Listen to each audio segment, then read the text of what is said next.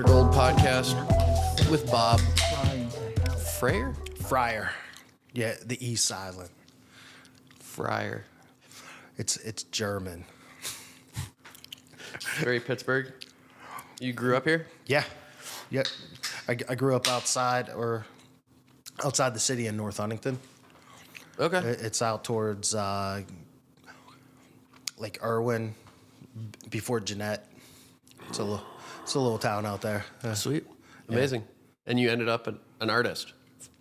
Yeah, I mean, art has always been something that I've really been into. It's I can remember drawing like my G.I. Joes and Star Wars figures and Matchbox cars, like a whole different way than they actually appeared. Right. Yeah, right. so I put my twist on them. And my neighbor was actually my middle school art teacher, so I used to go get art lessons off of her. How'd you get your supplies? From, you mean for at that age? Yeah, like what were you using and how did it transition over the years? Crayons. I mean, when I was younger, it was crayons, and then got into mainly just pencil and markers. And then I'd go over next door to her. She'd show me how to draw a bird, and like basically looking at everything as a shape instead of an object, which was pretty cool to me.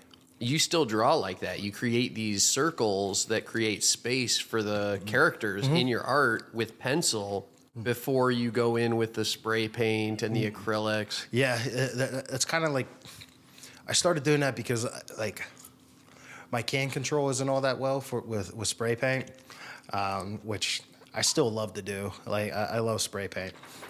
So for me, it's just habit to start making my lines and start figuring out in my head where I want things, and then from there, it's like, I think to some people, like if you look at it when I start, it looks nothing like how it's going to be. Yeah.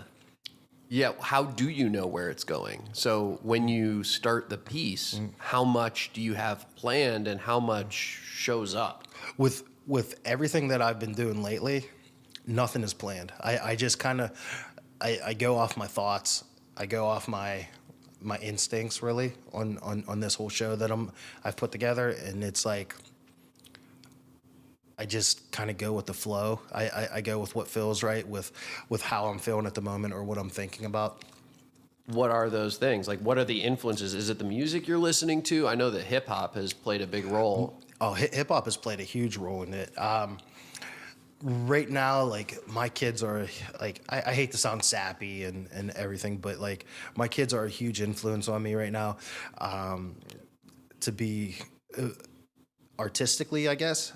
They're kind of like my muse, but I'm watching them grow up, and I'm trying to be better myself. I'm trying to be a better man, a better father, and for me, it's still not giving up my childhood, and I'm watching them grow up because they're both young. So it's like I'm trying to do the best I can and enjoy watching them do what they do, and like they just inspire like a new painting for me all the time, or a new like little sketch or something like that. I feel this so hard because my journey has also involved having kids. You know, I've got two of my own that are a year and a half and almost 5. Those are the fun ages. Yeah. And, yeah, you learn a lot from them. And it changes you. It changes you into somebody that you didn't know you would ever be. I never thought I never thought I'd be a father. Well, I guess a planned father. You know, like I figured, you know, I might have an accident here and there, and you know, do that. But everything was planned, and it's like the moment I saw my daughter, it was like everything changed to me. Like my way of thinking, my I guess my way of life going. It's instant change. That's how it was for me. I think it has to, you know. I talk about it all the time. Like some of my influences talk about how there's no shortcut to becoming an adult. No. Like parenthood. That's right there. Because instant responsibility. That's what being an adult is, right? It's giving a shit about somebody that's not you. Well, yes and no. I mean, because look at the kids; they're like mini us. Like, so I mean, it's kind of like we're really caring about ourselves. Whoa. I mean, that's what they are. I mean, they are their own identity, but to me, they're still me. So it's like, I really give a fuck about them. Like, but I also let them be kids too. Like, I let them fuck up. I let them have these little mistakes. Because growing up, it was always, my dad would always let me basically go out and get hurt. Because and then I'd come back, he'd be like, what you learn? And it's like, yeah, I'm not doing that again. How do you want them to be would you want them to be artists? I would love for them to be artists. But more importantly, I want them to be what they want to be. And I know that's real cheesy to say, but as long as they're good humans, that's all I care about. But I guess my artistic love is really guiding them right now. My daughter's always drawing something, and my son is always drawing Boba Fett and like these crazy characters. And when I'm in the studio, a lot of times they come in with me. Like if you look at some of my videos, you can see my son walking back and forth in some of them. like he just likes to put his face in the camera as I'm doing a time lapse. Yeah. Those are actually how I found you, right? It was one of those kind of, I'm creating art videos on Instagram. I think it was one of the characters with either the smiley face or, there's another character that shows up with these kind of fangs. Yeah. Do they have names? Or? You know what? I don't name all my characters. Like I did a bird, this odd bird for a series I did years ago, and I named them after my son. I used to call him Joshi. So it was like that's what I did. But I really don't name the characters because I suck at naming. Like, and it's like I'm more focused on creating it than naming it, I guess. Because the last thing I do is name the painting, and a lot of times I don't even have a name for the painting until days later. So like, maybe I should come up with a name for him. I guess I'm just thinking because they have this kind of cartoony element, and so you could envision worlds that are created for your art, where somebody's animating it, right? I think that'd be awesome to actually see like an animation of my work going into something, like even if it's for fun. If I was any good at it, I'd do it. But like my animation skills are at zero. The person who's doing some cool stuff with animation is Fallon. Do you know him at all? Jimmy Fallon? No, Fallon. Phelan. I had him on the podcast. He's just kind of like really involved in nightlife. He helps to curate shows. He has a party called The Ritual. I might have to reach out to him. Yeah. He's doing an amazing animated series right now with the guy who did Boondocks. That's cool. And that's really cool. It's nuts. Yeah, he showed me a lot of it. It's really dark. It kind of reminds me of like some of the places you go with your art in terms of how it can go to that kind of dark place. I enjoy art like that. I enjoy animation like that because I mean, like we all have a dark side. Our mind goes, at least mine does. It goes to a very dark place. And that's kind of like my way of escaping reality for a little bit, is to get my head right and make sure I don't stay in that dark space. Right, like catharsis or some kind of, you talked about memento mori, right? I've talked about how about your own mortality, you recognize your own mortality and how that can be an inspiration on the Pittsburgh art podcast. Yeah. What was his name? RJ? Yes, RJ. Yeah. Koza. Yes. What else inspires you? Honestly, skateboarding, BMX. I love skateboarding. I skate myself, and I'm horrible. I'm fucking horrible, but I'm okay with that. Like I just like to cruise on it. Like I'm not 18, 20 years old anymore. So it's like, I'm not trying to do tricks. I just want to get on the board and ride. My childhood inspires me. I go back and I revisit some things that I went through. And then some like what I imagined was the good old days, I guess. Like there's certain things I miss about being a kid. And I try to keep that spirit alive, like through my work a lot. Oh, the kind of playfulness of these, I'm saying these characters because I feel like you do mostly do representational art, right? I would say so, yeah. Because I do a lot of characters. I don't do abstract work. Like through a lot of my work is bunnies, some bears, some weird characters, monsters, and stuff like that. It's I don't know. It's real childish, and I'm okay at admitting that. Maybe you were always destined to be a father in some ways. In some ways, I think I was. In some ways, I think we all are. Because there's no way of appreciating that or loving it until it actually happens. Where has the art taken you? I mean, I know about some of the shows, but are you able to talk about some of the people you've been able to work with and Art Basel and being able to go to New York and show your work and kind of those type of things? Yeah, like it's when I started doing this,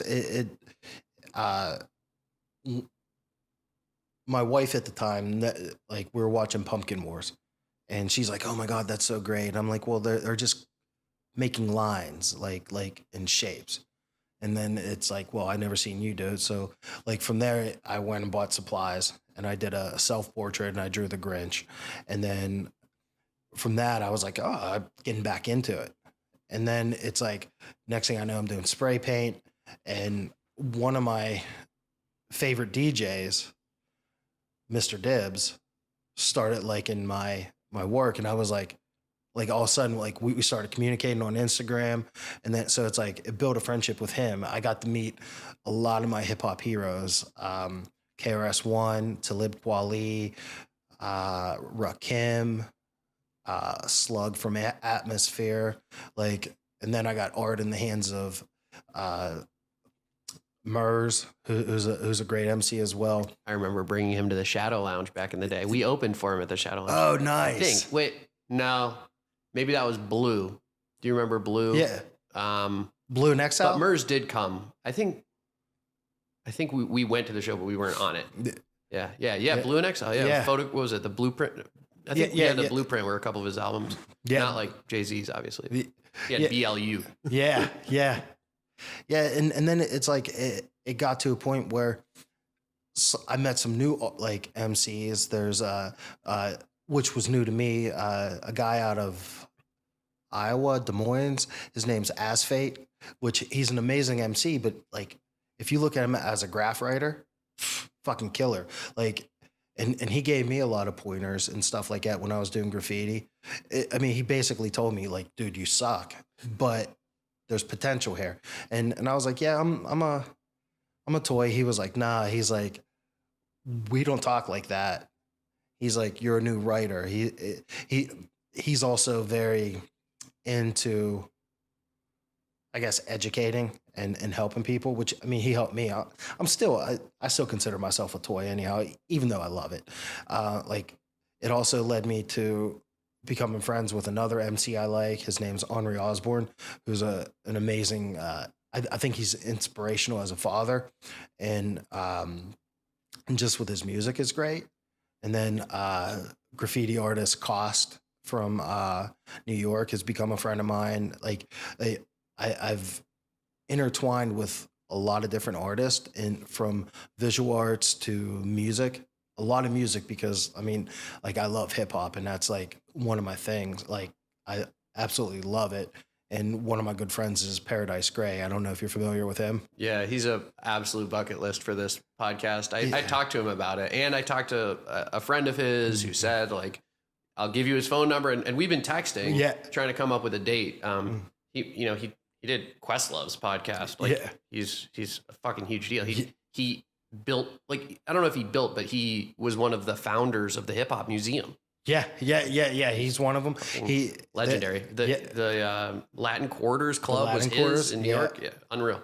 Yeah, like I remember when with him, I posted just a photo that I took of spray cans on Facebook.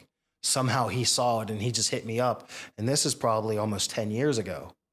And he was like, so we started talking, and then all of a sudden he's having me do paintings for him and stuff like that. He owns a bunch of my hip hop art, and anytime he goes somewhere, it's like he takes one of my paintings with him.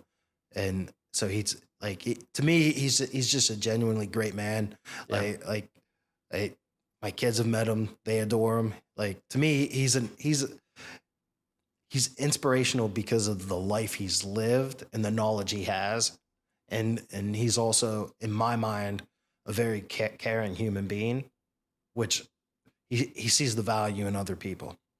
Pittsburgh treasure, man. Oh, he is. I love that he's here. Such a wealth of knowledge, and yeah, such a great honor for the city to have somebody like that living here. I met him at the Slum Village show. Oh, nice. So, with Fed the God was there also. Oh. I have to come back to Felon. His graffiti name, I think, was Cynic or Cynic Lethal. Maybe you know him through that. No. Okay. Then there's Abstract from Miami. I've heard of Remember that. him? I've heard the name. Okay. I had a little beef with Abstract when I was in Miami. There was a Heineken-sponsored graffiti event. Yeah. And he's gone huge places. Now he's, working with the largest names in Miami.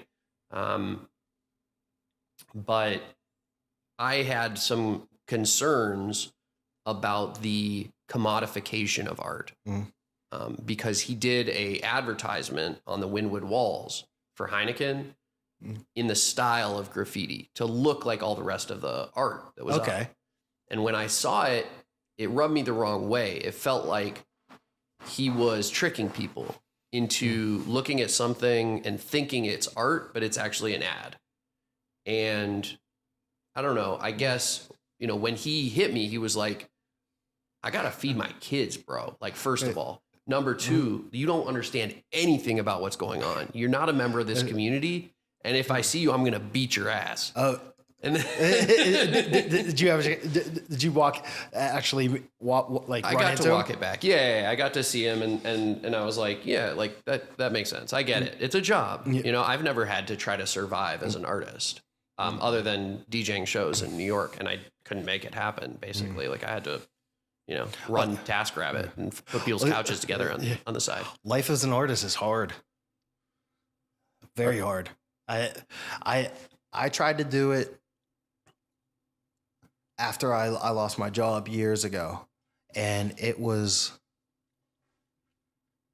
frustrating because art's a luxury, and not everybody has that disposable income to pay for and to have. And then even at that time, selling paintings for $400, it's not a lot, but to some people that's a lot of money. So like I found different ways to make it work, but eventually I had to go get a job just because I needed insurance and I had kids. So it was like either I work and they eat, or I starve and they starve, and I just couldn't have that. Is that where you're at now? I work full time. I like to say I work full time. I do art full time as well, and also being a parent in there too. Yeah. The two people I know who personally very well who've made it work are two of my favorite artists. One is Jason Borbay, and he's mostly in Wyoming. He does a lot of work in Vegas, and I'm not exactly sure what launched him or like what allowed him to succeed in that way where he could just do art. But I think one was he had like a very clear style, which I'm sure you've seen, where he would paint celebrity portraits with words in the background. Yeah. And then words over the top of their faces, like the Tony Soprano with words. Yeah. And like I've seen those. The words would be related to it. So that was like his thing. And then he moved on and did like a lot of neon portraiture. And then he does like a Guggenheim series. But I think the style thing is one, and then the other is the price point. I think, and I think it's also that his wife is like, has a great job. Maybe. I mean, I'm not 100% sure. Hey, that helps. But it helps, right? That definitely helps. And then so that he can have, raise the kids or whatever, whether the $20,000 piece is selling that week or not, right? It kind of like feast or famine, kind of like a real estate gig where you might not sell a house for a month and you're just like, what's going to happen? Yeah. And then boom, you hit and you sell a piece and you're good for a couple months or something like that. For me, it feels amazing when someone buys something, because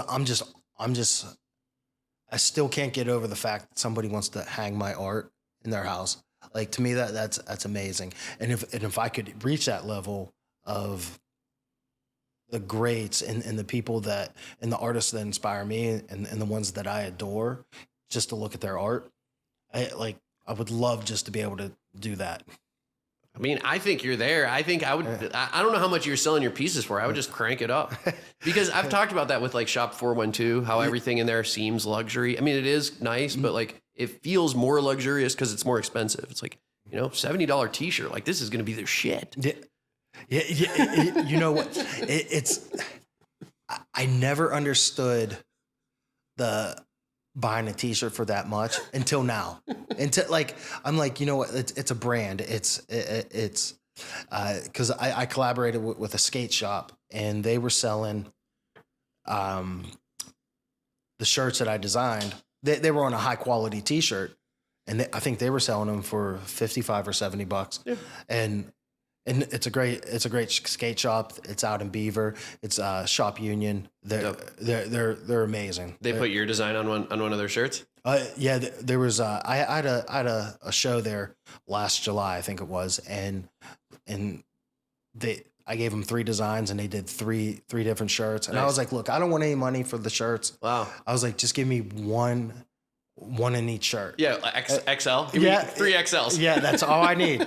And he was cool with that. He was like, all right. And he sold out of the shirts and everything. It was awesome. It's dope. Yeah. Yeah. It'd be better if they give you 5 or 10%, but still a good look because you have the shirts. I didn't want to do that because they're already a struggling skate shop. Like it seems like a lot of the skate shops are at that point. It's like a community service almost at that point. You walk in there and you're like, mind fixing up my deck for me? And they're like popping out your old fucking rusted Swiss bones. And you're like, you want $5, man? And they're like, no, you're good. It's like, how are you guys surviving? I actually go down to Switch and Signal. I don't know if you ever have been there. I've been going to the one next to Bodega in Bloomfield. Is that one up? Yeah, because the Bodega spot, they do my film. So like I'll shoot a roll of film, Pat will take care of my film, and then I'll go next door and fuck around and watch a skate video if I have time. I always go down to Switch and Signal because I was taking my kids there, or my daughter, to go get skate lessons, and and I became friends with the owner, and so it's like I really enjoy supporting him and stuff like that. Like a couple, almost in the winter, I think it was, I took a bunch of skate decks down. I was like, hey, give these to people, whoever need them. Wow. I took them down. Where's that shop? That's down in Swissville. Cool. Switch and Signal. I tried supporting them too because they're local, and they've been supporting me for a while too. So it's awesome. a nice exchange. Yeah, yeah. I saw that you'd painted a few decks on the Instagram. I love painting. Instagram is great, man. I love painting skate decks because it's a limited surface. Like you have from 32 inches and maybe 8.5 inches wide. Yes. So it's like there's only so much that you could do in that. And I don't think all art looks good on a skate deck, but there's specific looks in my mind that looks good on skate decks. Yes. Yes. Tetragrammaton, the Rick Rubin. Okay. He talks about how rules and limitations lend themselves to creativity. Oh, absolutely. If you have only a certain amount of space to paint on, it's going to set you free in a way so that when there's limitless possibility, you're a slave. You can't figure out what to do next. Exactly. But when you do have a limit or a set of guidelines, Yep. to me that's when I plan more, where I'm like, all right, I can do this, this, and this. I want this, or I got to take this out because that's way too big, and it's going to make it all like a clusterfuck, and that's not something I want. It's also very Basquiat-esque to paint on found objects or to paint on kind of like, I remember seeing the documentary of him painting on doors and different shit in the studio with Andy. I love Basquiat. I really do. I've been told that I bite his style and stuff, and I'm like, well, no, it's influenced. I don't necessarily bite his style, but it's obviously to me, I think it's apparent that it's very obvious that it's an influence for me. I mean, I've seen you do words maybe on like one piece. I don't feel like it's like a strong element, or the crossing out of words or the crowns. I don't see those things. I've done a few crowns, but when I do them, I don't think they're the same as his. I don't think they're as iconic. I don't think they're as good as his.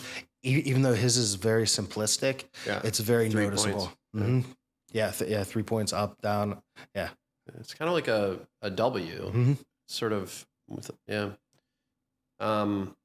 Do you think that style of art, I think I would just call it pop art, right? Basically, I'd say it's kind of primitive in a way. Like, to me, I like that. I like a wide variety of different styles of art or genres of art, and his is one that I absolutely adore. Yeah.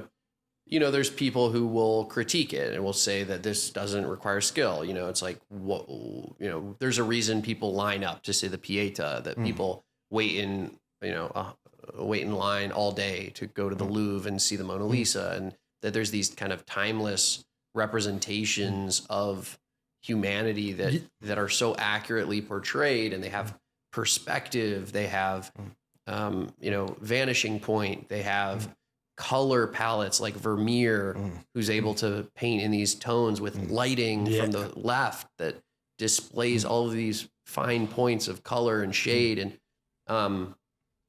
pop just throws all that out. Yeah, right? it does. It's like not technique. It's not like, what is it? You mean like pop art? Like, well, yeah, pop art and what you're doing. And I'd say what I'm doing is more outsider art, where I wouldn't say it's folk art in a way, but it's definitely folk art influence. For me, I think it's a mix between contemporary, modern, and almost primitive in a way, and it's very outsiderish. I think, I don't want to sit here and say I have my own genre, but I think I fit into a whole different style, because like I've done pop art, and for me, I can only paint the same character over and over again. Like I painted Hobbes. I love Hobbes. I painted Hobbes 100 times, 1,000 times. Same with Dr. Seuss, The Cat in the Hat. I've done that 1,000 times, and it's like eventually, like, it gets old. Like I get tired of seeing all the Mickey Mouses. I get tired of seeing all the Ninja Turtles. Like in anything else you want to say that's pop art, Popeye and stuff like that. I'm not knocking anyone that does it, because I see a lot of cool pieces, but for me, I can't do that a lot anymore. Every now and then I like to do a Hobbes or a Snoopy. I love Snoopy. But for my own style, I'd say it's more outsider art and stuff like that. Is there an example of somebody else like that does outsider art, or is that the Basquiat piece? I think Basquiat is very contemporary. I think he's his own style. There's the guy that Bill Taylor is an outsider artist. He was like. There's also Robert Nava. Okay. I love Robert Nava. I love how the colors he uses, the subjects he does, the messiness, but also defined of what it is. The fact that he doesn't care, in my mind, he paints for himself, and that's what I do now. Like I paint what I want, what I like. When I have someone come to me for a commission, I specifically tell them it's going to be done in my style. If there's colors you want, let me know. Other than that, you're going to get what you want, but in my style. Love that. Yeah, I like all the hot pinks you use, and like yellows. I love pink. So cool. I love pink. There's something about it, like the bright pinks and blues and yellows. Yeah. I think they all pop, and to me, it's also they're child colors in a way. That's something like I see my kids doing, and it's like I just gravitate to those colors a lot. There's a lot of blue in my work. That was my dad's favorite color, which is also my favorite color. So it's like anytime I use blue in a painting, I feel like it's a tribute to my dad. So I try to use blue a lot, just because he hasn't he unfortunately he hasn't been able to experience any of this with me or see what I'm doing. So it's kind of like my way of saying, hey, check this out. That's really cool. Yeah, it's kind of like messages from the stars. There's a lot of different ways to communicate, and this is just one of them. Yeah, and like a lot of my stuff has a little bit of a religious background as well. I do put subtle hints of religion in it. I don't like to push my beliefs on other people. Yeah. I respect other people's beliefs and understand that we're all our own people. But there's a sense like I do put that in there, little subtle hints and stuff like that, but not all the time you can actually see it. It's like little Christian flavor. Yeah. That's cool. One of my other podcast guests became a Christian rapper. He's completely converted. Pgh. I used to DJ for him in the South Side and at the H-Con back in the day. And now he makes Christian rap. He's got a video on Instagram of him getting baptized. See, he got shot and transformed his life. And I think all that's cool. I like hearing stories like that. But like I also respect any other religion. I'm not one of those people that only see Christianity or only Jesus. Like, so it's like I'm open to it all. Years ago, before my kids were born, I was looking to become a Buddhist, and I wanted to go sit in at a Buddhist temple and stuff like that. And there was one here, but they didn't seem too open to it. So I was like, maybe that's not for me then. Maybe that's like my way of being told, like, that's not your religion, you know? Did you ever do kirtan? I don't even know what that is. Like the Hindu chanting. Like a mantra? Yeah, but it's like everybody's together and it's like a party. It's like a no, but that sounds like a good time. It's though. really cool. Yeah, drums, musical instruments, chanting. Yeah. I could get into that. Like, it's pretty cool. I have no problem like experiencing or hearing about different ways or I don't want to say rituals, but I guess what's the word I'm looking for? Approaches to life. There you go. Approaches. Ways to find God. Right. I mean, that's what we're talking about. I think. I was after my dad died. I kind of gave that up, and then it's like the moment I saw my daughter born, I was like, "Holy shit! There's definitely something out there." Like it just opened my eyes, and I fell in love instantly, right then and there. That's almost so cool. Passed out watching her come out, but. To me, that was I wanted to slap the doctor because he was like, "Hey, look down here, the head's coming out." Wow. Yeah, I don't handle gore and blood all that well. Yeah. So I felt weak at the knees. I was like, "Oh my God, I'm gonna pass out." I was ready to curse him out. It's so terrifying. Yeah. That kind of the helplessness that you see and just kind of. I always talk about how you drive to the hospital with the empty car seat, and the pregnant wife, and then you leave with the little thing in the car seat. Yeah, I was coming home from Pgh with her, and it was, and my wife at the time was like, you need to hit the gas. I'm like, nah. You were driving so slow. I was going. It reminded me on. It had Seth Rogen in it. Oh, is it a Pineapple Express? No, it's where he gets that girl pregnant. Knocked Up. That's what it's called. Yeah. Where he was Classic. driving at the end, where he's driving on the road like 10 miles an hour. That's how I was trying to get back on the Parkway. Or Cheech and Chong Up in Smoke when they think they're going like 60 miles an hour, but it's like actually 5. Yeah. Or do you want another one? Should we pause? I'll take another one. Yeah, let's go. Wires. I don't know. I used to do a podcast at my house, Yeah. and it was horrible. This is on the YouTube. It was like dirty talk or something. Yeah, it was dirty talk. Yeah. My setup was incredibly ghetto. Yeah. Like, I just had a camera, Yeah. and I would sit at a table, and it's like we're having a conversation, but Yeah. we're looking at each other side by side. Oh yeah, I don't like that. And then I got Oh, because you only had one camera, so you had to like sit next to each other, yeah, kind of like yeah. and which was cool. I had a couple people during the pandemic. Yeah, over Zoom. Yeah. That was like an explicit desire of this project not to do Zoom. Yeah. Like I made it very clear, like no phone calls, no Zoom. Yeah. That's not the point. The point is to share space with a human being for a couple hours. Yeah. And actually have a conversation. Yeah, and share a room with them, because that's what life's about. Yeah. Who you spend your life with in rooms. Exactly. And it's nice meeting someone new and hearing a perspective, hearing different stories, hearing different experiences. It's been good for my speaking.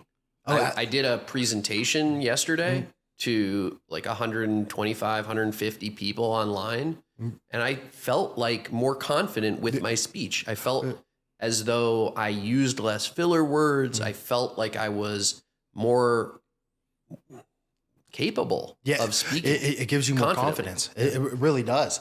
Like, I got a little nervous I got to have my favorite poet and spoken word artist, Shihan.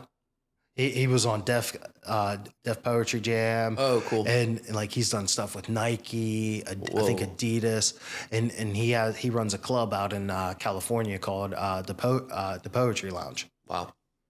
So it's like so cool. When I messaged him, he was like real cool about it. He was like, yeah, let's do it. And then I was like, well, unfortunately, I said, we have to be friends on Facebook because it wouldn't let me call someone. Oh my God. And he was like, all right, no problem. So him and I are friends on Facebook now. Nice. Wow. He's super dope. He was telling me about a story about like him and how him and Mos Def almost got into a fist fight. And because he was wearing a shirt that says, music is the new cotton. And stuff like that, and Mos Def didn't like it, and he was trying to give him his perspective.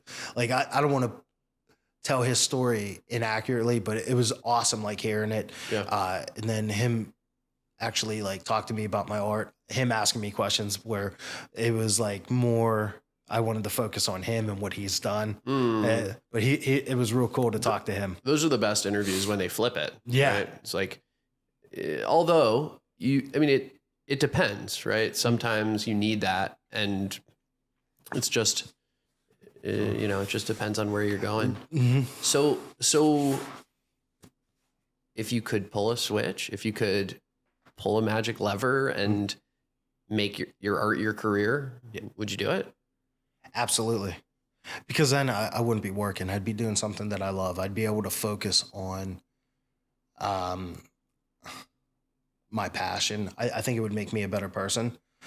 Mentally, I would be less stressed, I think. I would be 100% happy. Do you think that the art would have to suffer, though? So, there's this idea that any interference between art and capitalism corrupts the art.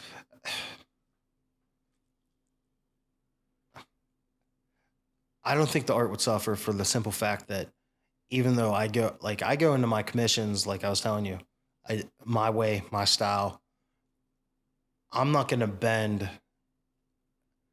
or do something against my morals and ethics. I've gotten requests to do portraits of political figures. And I don't care what side it is.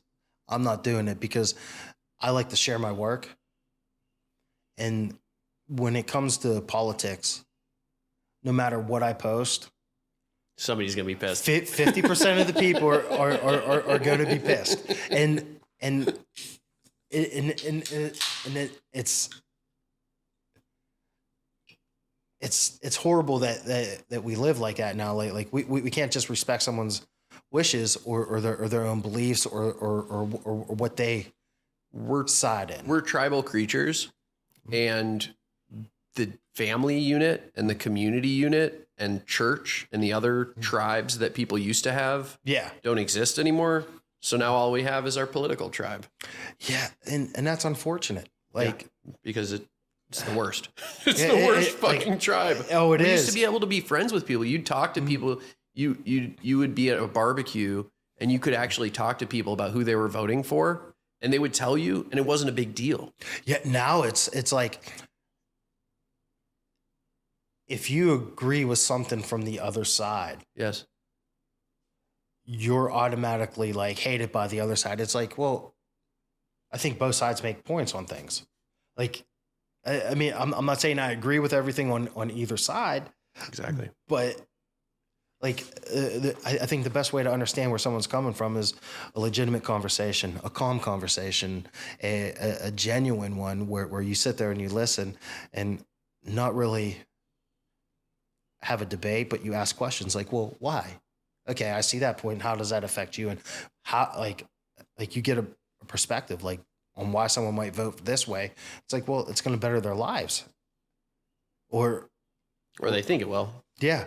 Or the other people are like, well, you know what? It's going to help a lot more people than just me. And it's like, I get that. I see both sides, and I try not to do anything that's going to sway my audience against me. Smart. Yeah. I mean, because I've said in to a lot of people, and when I talk about to other artists and I try to help them build their Instagram or give them pointers on what to do, like I'm like, don't post anything personal, because honestly, I don't think anyone that follows me gives a shit about anything that's going on in my life. They care what the art that I'm doing.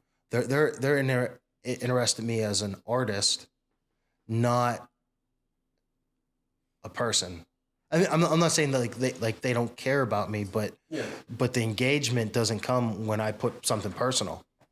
Well, you're saying that people don't want to know about your life, and I kind of feel that, like, for most of the artists that I follow, it's very clean, either work in progress or finished work in progress, finished work.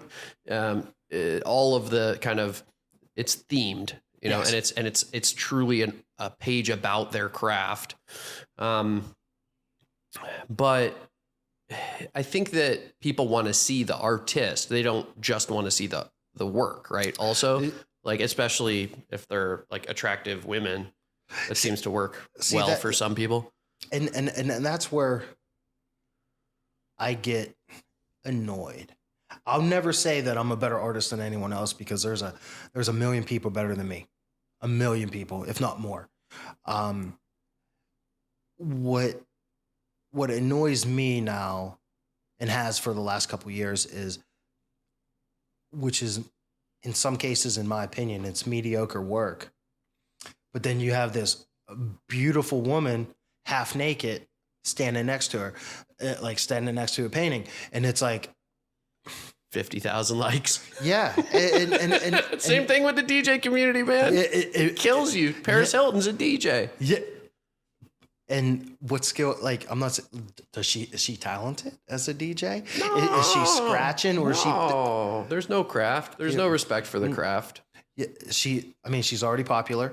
She's famous. She's going to draw a crowd. And that's the thing. It's like, if you're going to use your body to promote, That's fine. Yeah. Do it. I mean, Maybe we should. I'm trying to get shredded and sell some art, bro. yeah. Here's the thing. I could probably start a Patreon where I send people fucking like half naked photos. No, Just the upper half. Yeah, and they pay me to stop. Just like awkward angles of the belly. Yeah. I'm not a pretty person, and that's okay. And in some way, I think it's frustration that attractive people that want to do art or are doing art. Yes. Like, you don't have to be like, it takes away from the art. I think. I think the art might actually look better if a 10 model wasn't standing next to it. You know what I mean? And that goes for men or women. It's like, let the art do itself. Yeah. But at what point does like being in a skimpy outfit, like what does that play into the likes and the algorithm? You know what I mean? Like, it's huge. It's huge. The sex sells. I see it. Absolutely. I see it in the yoga community. And I mean, that's like the biggest one. Who doesn't like yoga pants though? I mean, sure. But then, there again, we have this example of I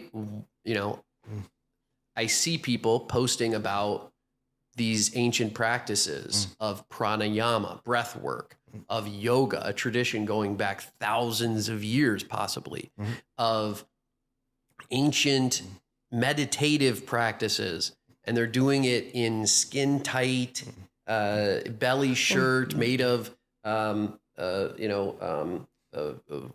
what's the word? Plastic. What is the plastic? Vinyl. Not vinyl. Leather. Polyester. There we go. Fucking polyester kills me. And it's like, I want to do a thing where I just purge my Instagram of anyone wearing polyester. As soon as I see it, it's just, that's it. Where were we? So, talking about the commodification of art, about how can you succeed as an artist without cheapening yourself? How can you, be true to your mission and be true to the vision that you have. I think it's working with the companies and the people that you align with in a way. Like, for me, I look at skate companies. I like beer companies. And then to me, it's not just taking a paycheck for a paycheck or to get money. It's like I was telling you, I turn down commissions. If I don't feel it, I can't do it. If it's not something I can sink my teeth into and give 100% and know that I'm going to put out the best product or the best painting that I can, I won't do it.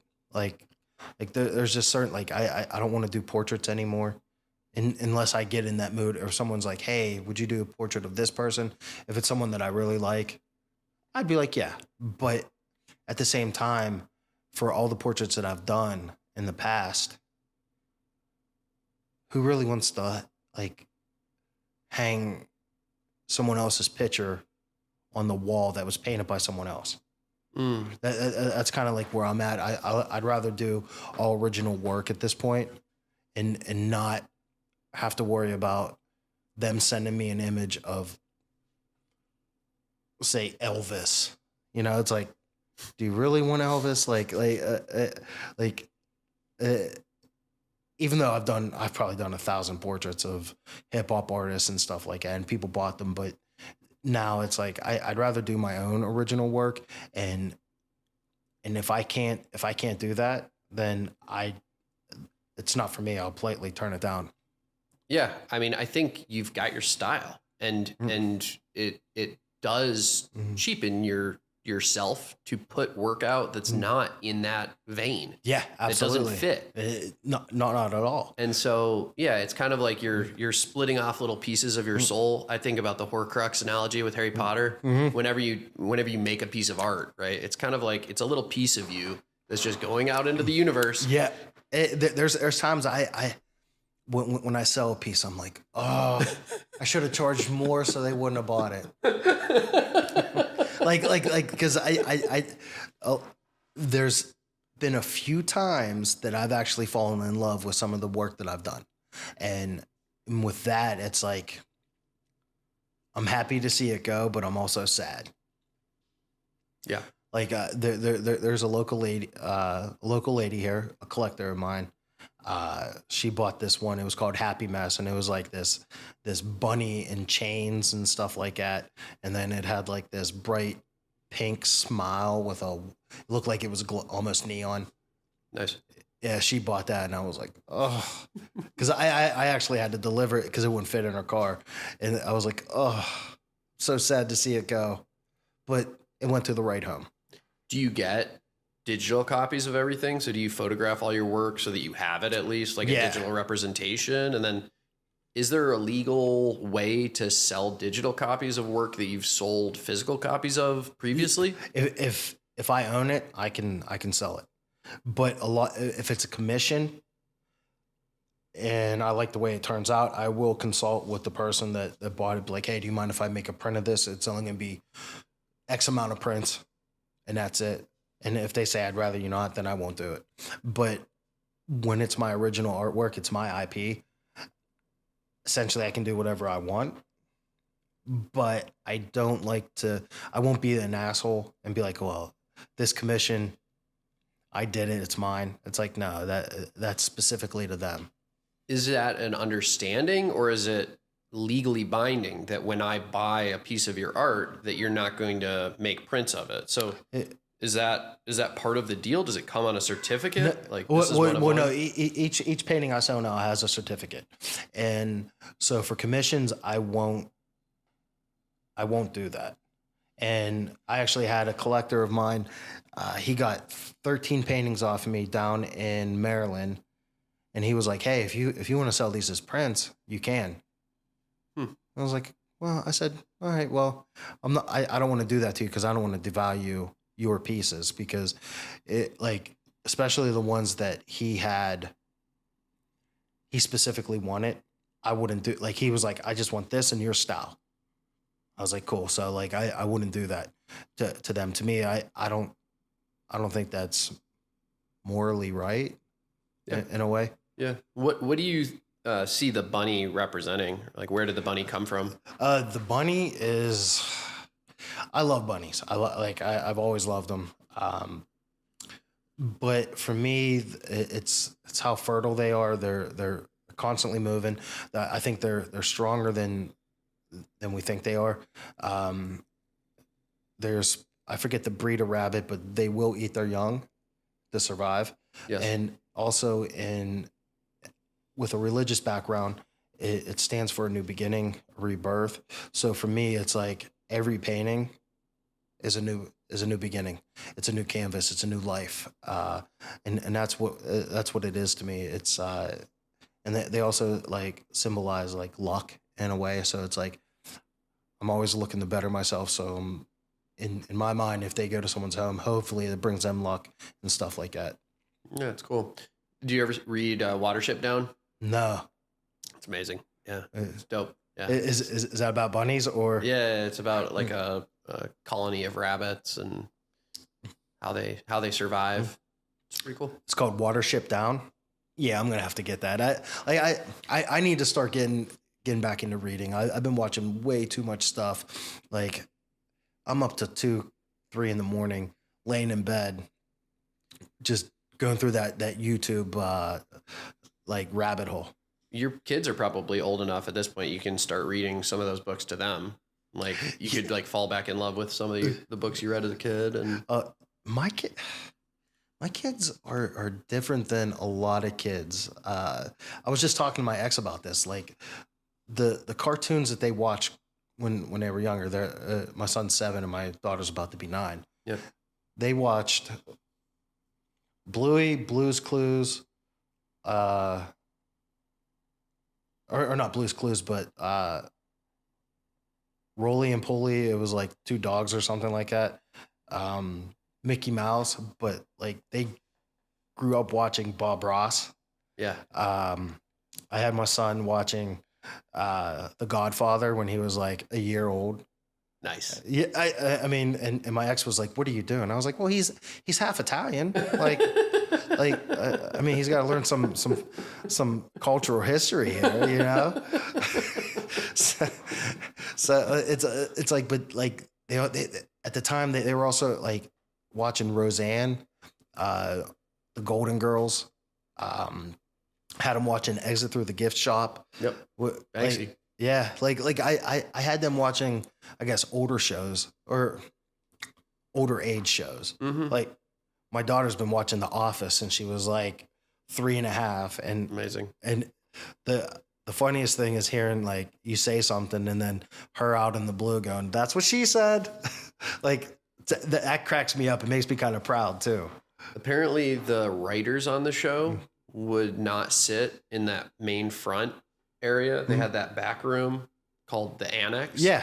You know about this already? Yeah. So that's how you would know who the writers were, is they were hanging out back there with, I guess it was, who's the girl, the Indian girl? Well, she was Kelly Kapoor on there. Yeah. And then there's like her BJ boyfriend Novak was also, writing. I think, or at least she liked him. I don't know if they actually dated on the show, but I don't know. Kelly was cute. Yeah. Great show. Amazing. My wife compares me to Michael. That's She hilarious. feels like I'm like the ineffectual boss. Yeah. Right. It's such a great archetype. It is. Right? This like complete fraud. Yeah. Just like everything he, pretends to be, he is not. Yeah. But It's like the emperor wears no clothes. Yeah, but I mean, in life, isn't that what we all are in some way? I mean, like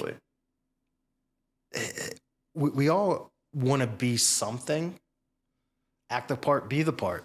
I mean, in some way, I think that goes along with it. Yeah, he has like redeeming qualities, which makes the show watchable. It's not that he's a complete buffoon. He's just, he's a child. He's a child at heart. Right. Which I like to believe I do have those qualities. Right. It's like that's something my mom wanted for me. She wanted me to grow up slow and to keep that creativity and to keep that kind of playfulness, which if you really think about it, all relationships are based on play. Absolutely. When you're hanging out with your best friends, you're playing. When you're making a serious business relationship, you're playing. Where do the big deals happen? On the golf course. Yeah. Where's the relationship with your spouse or significant other or girlfriend? Where is that? That's always in play. It always manifests in play or it will fall apart. Yeah. For me, it's falling apart. But maybe you weren't playing enough. Yeah. I mean, I think about it like I wish, I think about like the relationships I've lost, the great loves. And I think about, maybe I should have spent less time fighting with this person and more time rubbing lotion on her back and body. Lotion. Coconut oil. Yeah. Lotion. I think lotion is trash. Coconut oil. Hey, well, coconut oil's edible too, so. Exactly. I don't know. For me, I look back on a lot of the relationships I had, mainly like I got friends that have passed away, and it's like if I could have one more conversation with them, that'd be cool. But like dating relationships, that's hard for me. I think I'm hard to be in a relationship with. It's evident now that I'm divorced, so it's kind of like I don't know if I'm a relationship person or not, or just like a person on the side, because I focus a lot on my kids now and my art, and then when I'm working, I'm really sunk into my full-time job too. So it's like when I get committed to something, I'm there, like I'm in it. And that's kind of like what the show that I have coming up is about me not it's about the pieces of me that are broken that I'm aware of, and it's like my way of getting through it, trying to fix things, and seeing how it affects other people in a way, but also with my intentions that are good. So like I'm trying to be a great father while being divorced as well, and just trying to remind them that I'm always there no matter what. Because like I don't miss games, I don't miss practices. I actually coach when I'm 100% in as a dad. Like to me, there's no other greatest thing there can be. That like the greatest gift I ever got was becoming a dad. You don't get a second shot. No, I mean, you could, but Not with that kid. no, and I'm not having any more kids. So Yeah, it's a one time. Like if you miss it, you miss it. I love the movie Uncut Gems. oh, that's an amazing. I think that's Sandler's best movie, to be honest with you. I agree. I thought it was a total acid trip from start to finish. Yeah. And so it's like so like artistic the way it was done. The weekend concert, just like there's a little concert within this film. Yeah. It's unbelievable. You know, I love that. So yeah, but the way that he wasn't there for his kids, you know, he plays this like awful deadbeat dad who just never shows up. And it's like it's hard to watch. You know, it's hard to watch. But that's also the reality of some kids and some dads too, some moms. I think it's a cycle, right?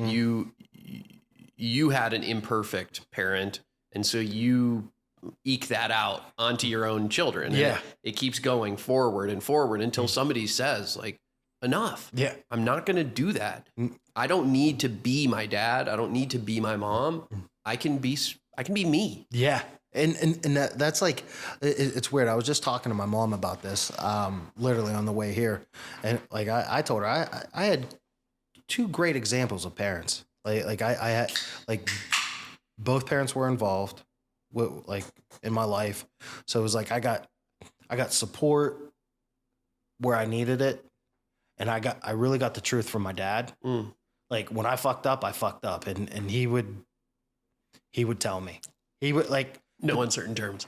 Yeah, like but I think that's what dad should do. Like we get labeled as the fun parent just because I don't know where that came from, but dads are fun. But we're also, I think, the ones to spit the honest truth, like saying the reality of the outcome and stuff like that. And that's kind of like how I am. And sometimes I'm too truthful. I'm too straightforward. And that's, I think, kind of one of my broken pieces where it's like, I got to learn how to bite my tongue more, how to hold back instead of being so blunt and direct. I especially with the kids, like I'm with them so much that they're starting to understand it. But I don't want, there's certain things like I don't want their ear. I don't think their ears are ready for. And it's like, I slip up every now and then. They don't learn from the things we say. No, I think they learn from the things we do. And I think 90% of being a parent is showing up. Yeah, and walking the line and living a life that they can look up to. I mean, whether it's a life worth looking up to or not, they're going to follow in your footsteps. So. I can see that in my boy. My boy's the shit, and my daughter's just my peanut. She's my little princess. So it's like, no matter what she does, I'm like, I'll kind of look away and be like, all right, it's not that bad, you know? Are they? Yeah, spoiled. Are they listening to A$AP Rock and Absolutely Atmosphere yet and enjoying it? Weirdly, yes. And amazing. When my daughter was 4, right when she was about to turn 4, I reached out to Slug and Sage Francis. I was like, hey, my daughter's about to turn 4. We listen to music all the time. Could you just would you mind sending a video saying, happy birthday, Annabelle? So nice. They both did. Wow. And wow. And it's amazing that I give a little backstory about her. And like I actually sent Sage Francis a video of my daughter singing one of his songs. Got up this morning and he loved it. So cool. And then like her favorite this. So when she was born, I've never changed a kid. I've never cleaned a kid. I'd be home with her all by myself on Saturdays. I used to play music. I would play Peter Cottontail.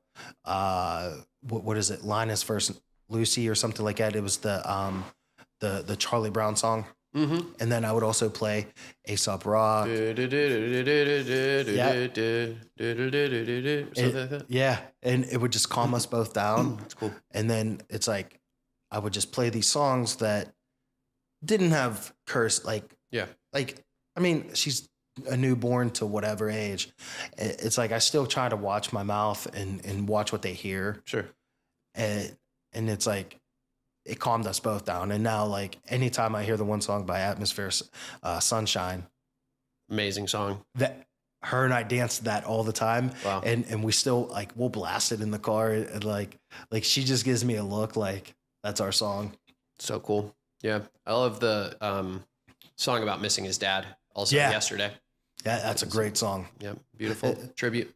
Yeah. That kind of hits home with me just because it's like, to me, I can understand those feelings. Yes. And it's like, I see my kids and I don't want them to go through it. So it's like when I'm painting, there's certain things like I keep away for them. Like my daughter wants every painting and my son's like, Daddy, I want this, I want this, I want that. Can we hang out in my room? I'm like, dude, I got to sell these. And I have two paintings that I did. It was called, I'm trying to think of the series. It was through a gallery called Dab Art. It was called Here Today, Gone Tomorrow. And I have two paintings that I just won't sell just because one represents my daughter and one represents my son. Yeah. And they're both bunnies and stuff like that. They're both the same size. I basically painted them side by side together. So it's like, I want to get those framed and when they're older, give them to them. That's cool. Yeah. What a great gift to be able to share art with your kids. Yeah. There's when I put my daughter to bed, she wants to look at art shorts. So like this whole, like she wants to look on YouTube and then like watching all these people paint. And my son's like, Daddy, let's watch your YouTube channel. Yeah. I'm like, don't let them watch those electronics before bed. I'll tell you about the flicker rate. So there's like, when you look at a screen, a digital screen, it's very different from looking at a human being because it's a LED that has a refresh rate, meaning it's not just solid light. It looks like solid light because your optical system can't resolve the number of refreshes. So it's like more than 40 per second. But the rate that it's cycling at entrains your brain to produce the type of activity that is not associated with sleep. Oh, so it's going to keep them up. Yeah. Yes. So it puts you into alpha and beta, which is good if you're trying to think. But if you're trying to sleep, you need delta and theta. Yeah. Theta for meditation, delta for like slow wave sleep. Those things are anathema to screens. That makes a lot of sense. And the blue light also is a big problem. Yeah, that makes a lot of sense on why I can't go to bed. Like, no screens after, I would say, I'm like, 6 p.m.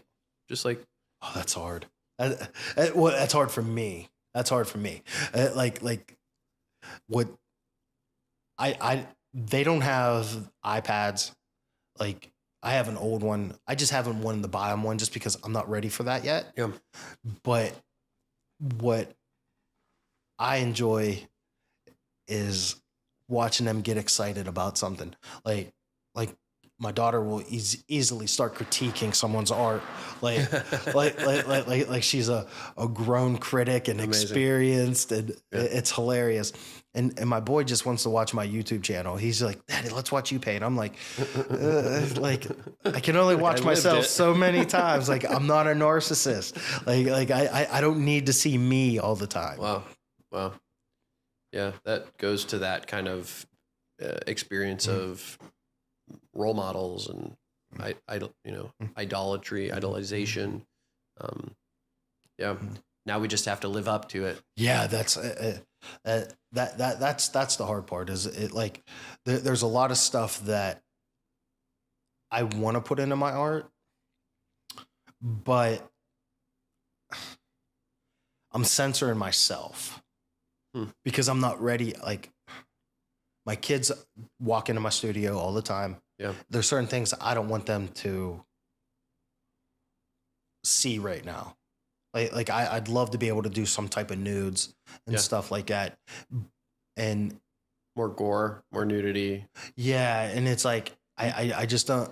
You talked about some of the gore from even like really early on in your career with the art teacher who stole your work or whatever, where you had the bloody hand. Yeah, I had that. That was like to me that was cool. It was like it was busting through the concrete, and it was supposed to represent like Jesus in a way busting through. Yeah. But that, I wish I still had that. The one that really got me was when I did Hitler getting assassinated by the Grim Reaper, and there was blood everywhere. And she wouldn't show it in the art show. That's right. And that just pissed me off. And it's like, I've been meaning to call the school, which is now 20 some years later, to see if they still have my portfolio. Because I had a shitload of cool sketches and stuff in there that I'd love to revisit. Yeah. And do it in my style now, but let it go, brother. That shit is gone. Oh, that's probably in some exist. landfill. Yep. That's been gone. Exist. I mean, when you leave class and you say you're a fucking Nazi. Yeah, that's R.I.P. your work. Bro. Yeah, it's game over. Yeah. I have a great photo. What were you about to say? I was gonna say, like, I think I misjudged the teacher at that time too. Like, yeah. I mean, I did something that was probably going against the show criteria and stuff like that. So, I mean, she's probably not a Nazi. I would hope not. I'll tell you two crazy stories. One has to do with my sister and art school. She went to MICA. Okay. I'll talk to you. I'll tell the story. I've already told it on here, but it's amazing about her final project at MICA. And then I'll tell you about the photo, the Nazi photo. So I'll put it into the episode so people can see it. Uh-huh. I think it's one of the most powerful photos I ever took. You know, I take my cameras everywhere. These are my cameras. And I was in Germany. I was turning 30. I'd never been to Berlin. I'd never been to London, and I'd never been to Paris. And I said, I'm going. So I packed my bag and I left. I spent 2 weeks in Europe without spending a single dollar on lodging. I had friends in That's all these different awesome. places. I envy that. When I got to Munich, Munich is very different from the other places I'd been in Germany. I'd stayed in Schwäbisch Hall, which is in the south near Stuttgart, and I'd been in a couple other places near there, but I'd never been to Munich. And Munich was the center of Nazism. Is it still that way too? The beer hall putsch. Well, I definitely faced some anti-Semitism at the club. There was a kid who was trying to fight me, calling me Jew, and so that was a thing. When I was just waiting in line to get into a show, like a nightclub, basically. There's a kid horrible. took off his shirt and tried to start swinging on me, and my boys had to kind of grab him up, which was crazy. And all based on how you look. Yes. That's horrible. That's horrible. And then, which it was nothing I had experienced in any other part of Germany. So yeah, I think Munich is different, but here, I'll tell you another one. I was in the central square, which is like an iconic place where there's these two lions that flank this building. And that was actually the building where the SS officers would make their final training, where they would, be approved to join the Nazi party. Yeah. and I was walking in the square. There was a guy kind of behaving in a weird way, and I just started paying attention to him. He was pretty close to me. He was about like 45, 50, maybe early 60s, but he had like a very formal kind of brown hair cut. And it looked like he was carrying a firearm. Like I could tell that there was like a little extra kind of padding under his coat. Yeah. And so I wasn't sure if he was like a cop or like Secret Service, or I don't know, like, or something else. But I just had my camera ready.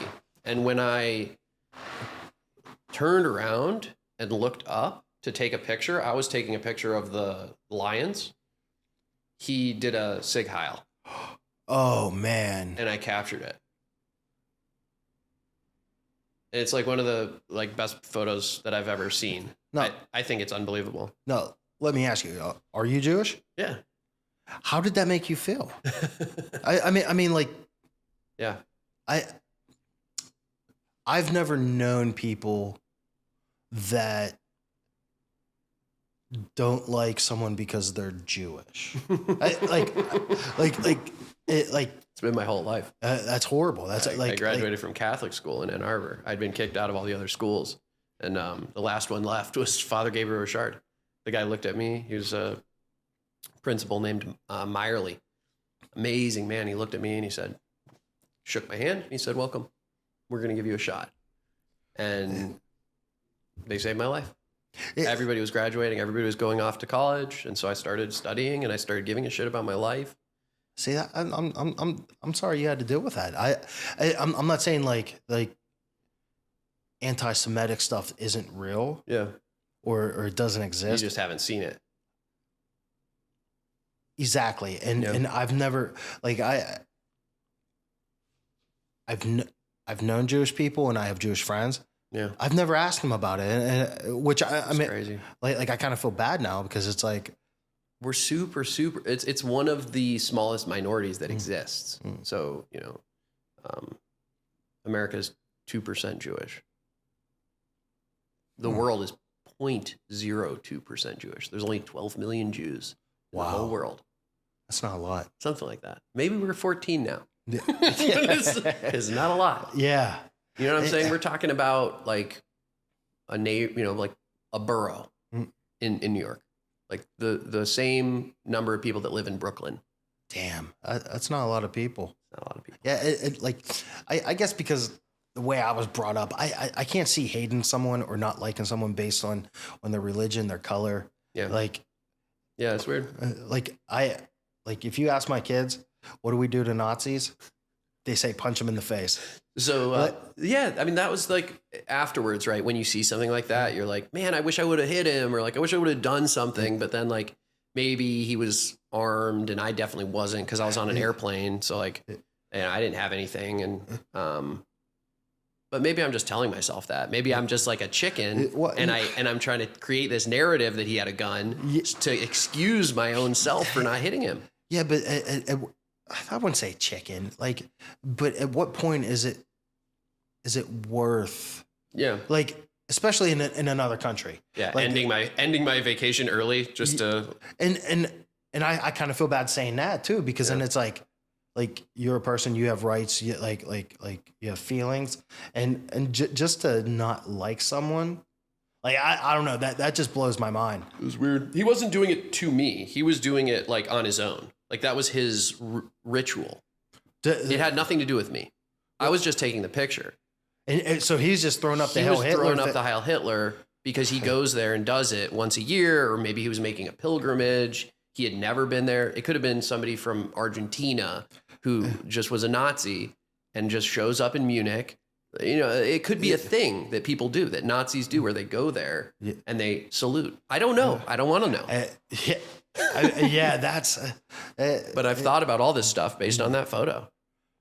That's crazy, right? Yeah, that's insane. So yeah, it'll be fun to put it in there and let people think what they think. So the other story is about the Micah graduation, which is like my sibling is like one of my favorite artists in the world. I really wish that the piece that was hanging from those two nails right behind you was still up, because that was the skateboard piece that she did for me on my broken skateboards. is one of the best pieces of art I've ever seen. I'm gonna have to. I Crazy. definitely send me her. Is she on? Is she on IG? Well, that's how the story goes. Okay. So, so Lane got super political in college, became an anarchist, and stopped making visual art.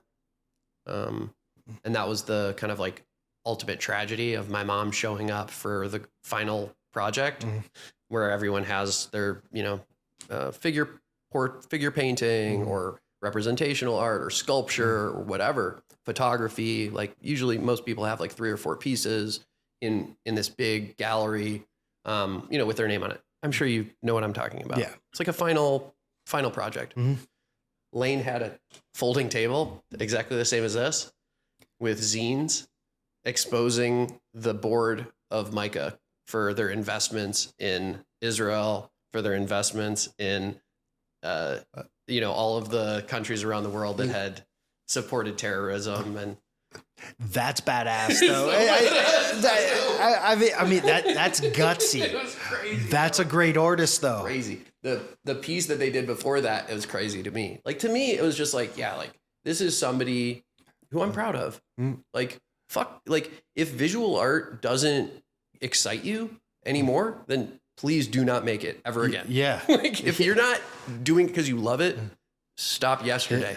The best art invokes emotion and feelings and reactions. Yeah. Well, people were pissed. My mom was super pissed.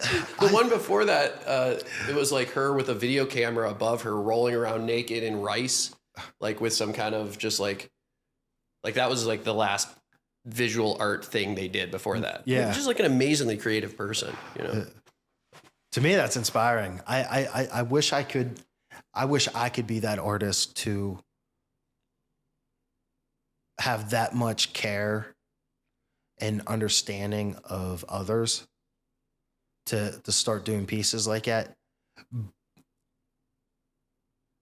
But I'm not politically driven, which I don't think is bad. It's I don't think so. like a lot of stuff I don't have opinions on, because if I start talking about any type of war, I'm ignorant. I don't have enough background. I don't have enough knowledge, and I don't have facts to back up any opinion. I don't think any of us do, man. The fog of war is so real. I don't think people have a clue what's going on in Ukraine. I don't think people these wars have more video cameras, more cell phones, whatever, than any in the past. And it's still nobody has a clue. Yeah. Think about this. 35,000 Palestinians killed. How many of them are Hamas? Nobody knows. Yeah. Nobody knows. Yeah. I don't know the war between Israel and Palestine. I don't know anything about it. Yeah.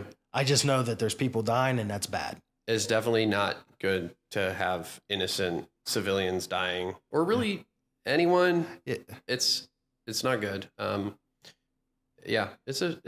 It's crazy also that it's 2024 and we're still fighting wars. Like, why can't we just like talk about this? Crazy, right? Like get a good case of an IPA, have a drink, have a press seltzer. Yeah. You got to get that as a sponsor. You really should. I think everything can be solved with a conversation. But that's really my naive way of thinking, I guess. If I were to, steel man the Palestinian case, it would be something like there's Jews moving and living in my house. Like there is a Jew who showed up and took my house, and then I had to leave, and the police forced me out of my house, and now I don't have a home. Now I live in a homeless encampment. Yeah. And then they bombed to the homeless encampment. Yeah, like to me that's wild. Like that's even happening. Yeah. But I don't know the history. Yeah. So it's I do want to choose what I say, just because it's like I don't want to come across as one side or the other where I know nothing. Absolutely. I just like, if you ask me, my knowledge is in Star Wars. Wait, we didn't give you the name of our cat.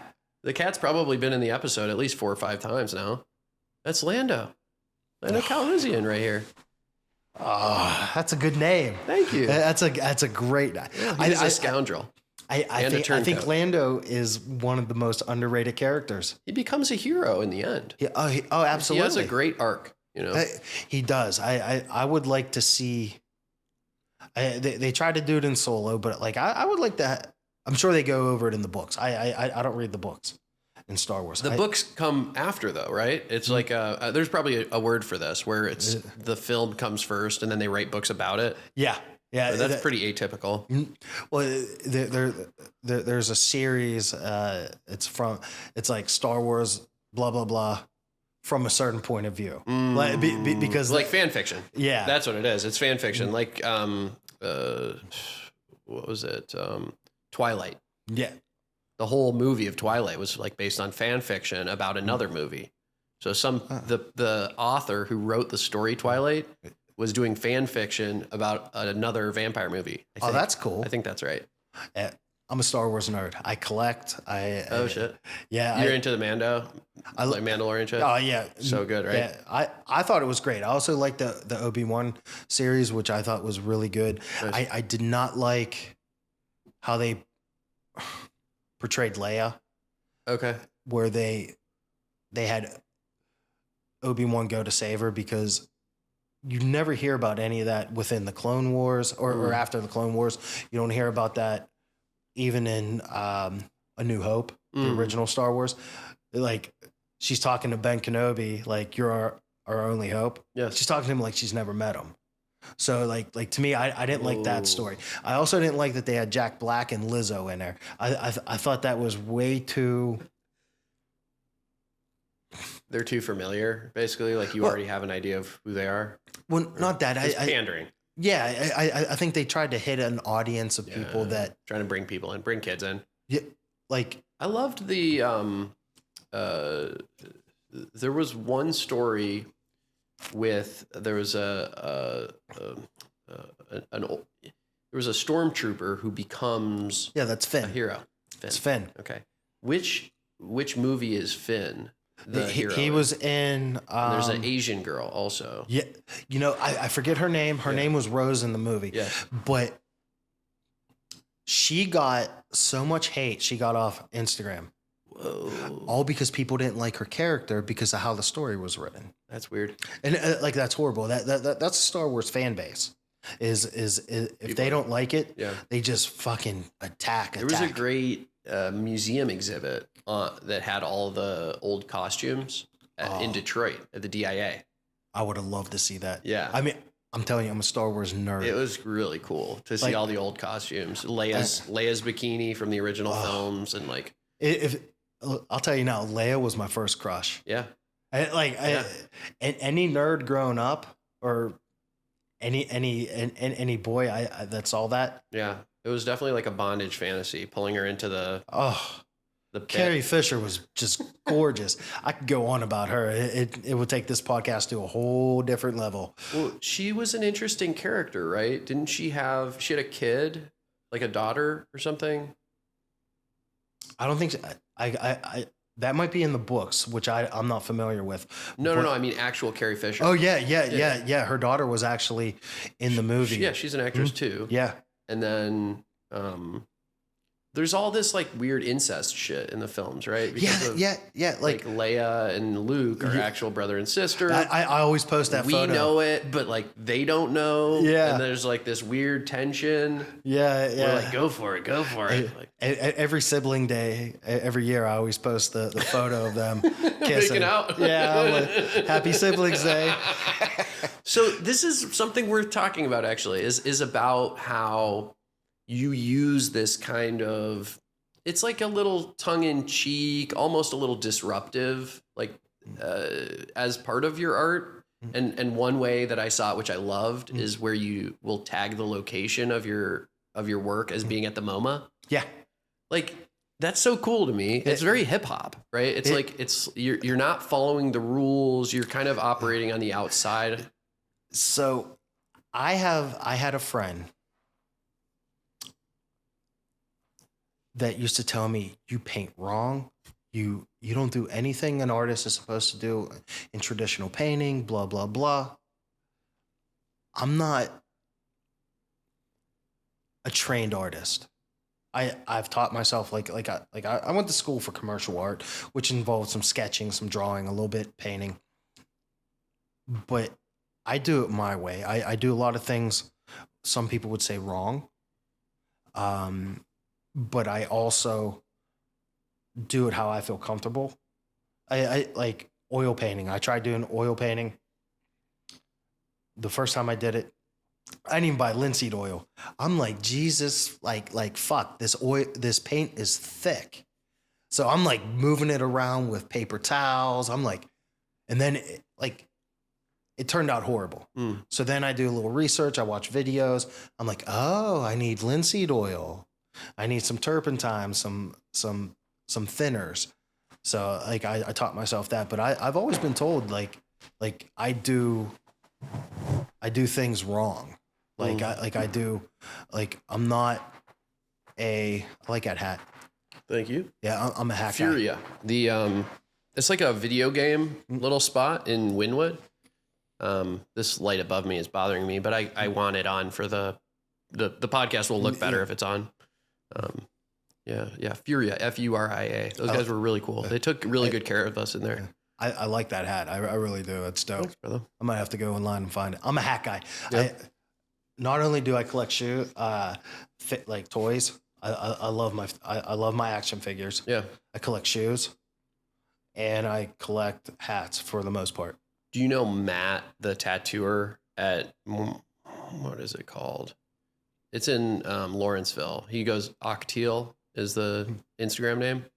No, I don't know. He has one of the coolest figurine collections. He's all into the not manga. It's like the monsters from. Is that Moga or Mecha? Maybe it's he's like Godzilla.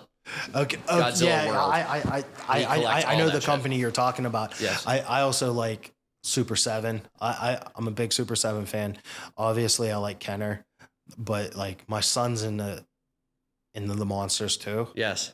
Dude, Loves he has Godzilla. Such a sick collection, and he makes them. He makes the toys too. That's dope. Yeah. That's it. See, I focus collect on Walrus Man, who is my favorite character in Star Wars.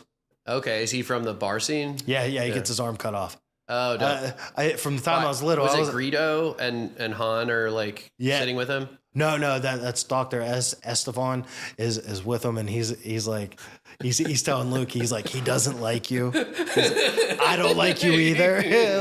like I love that. And yes. Then, I think Ben overreacted and cut his arm off. Like I just think it was a whole like the whole what is that, Robot Chicken?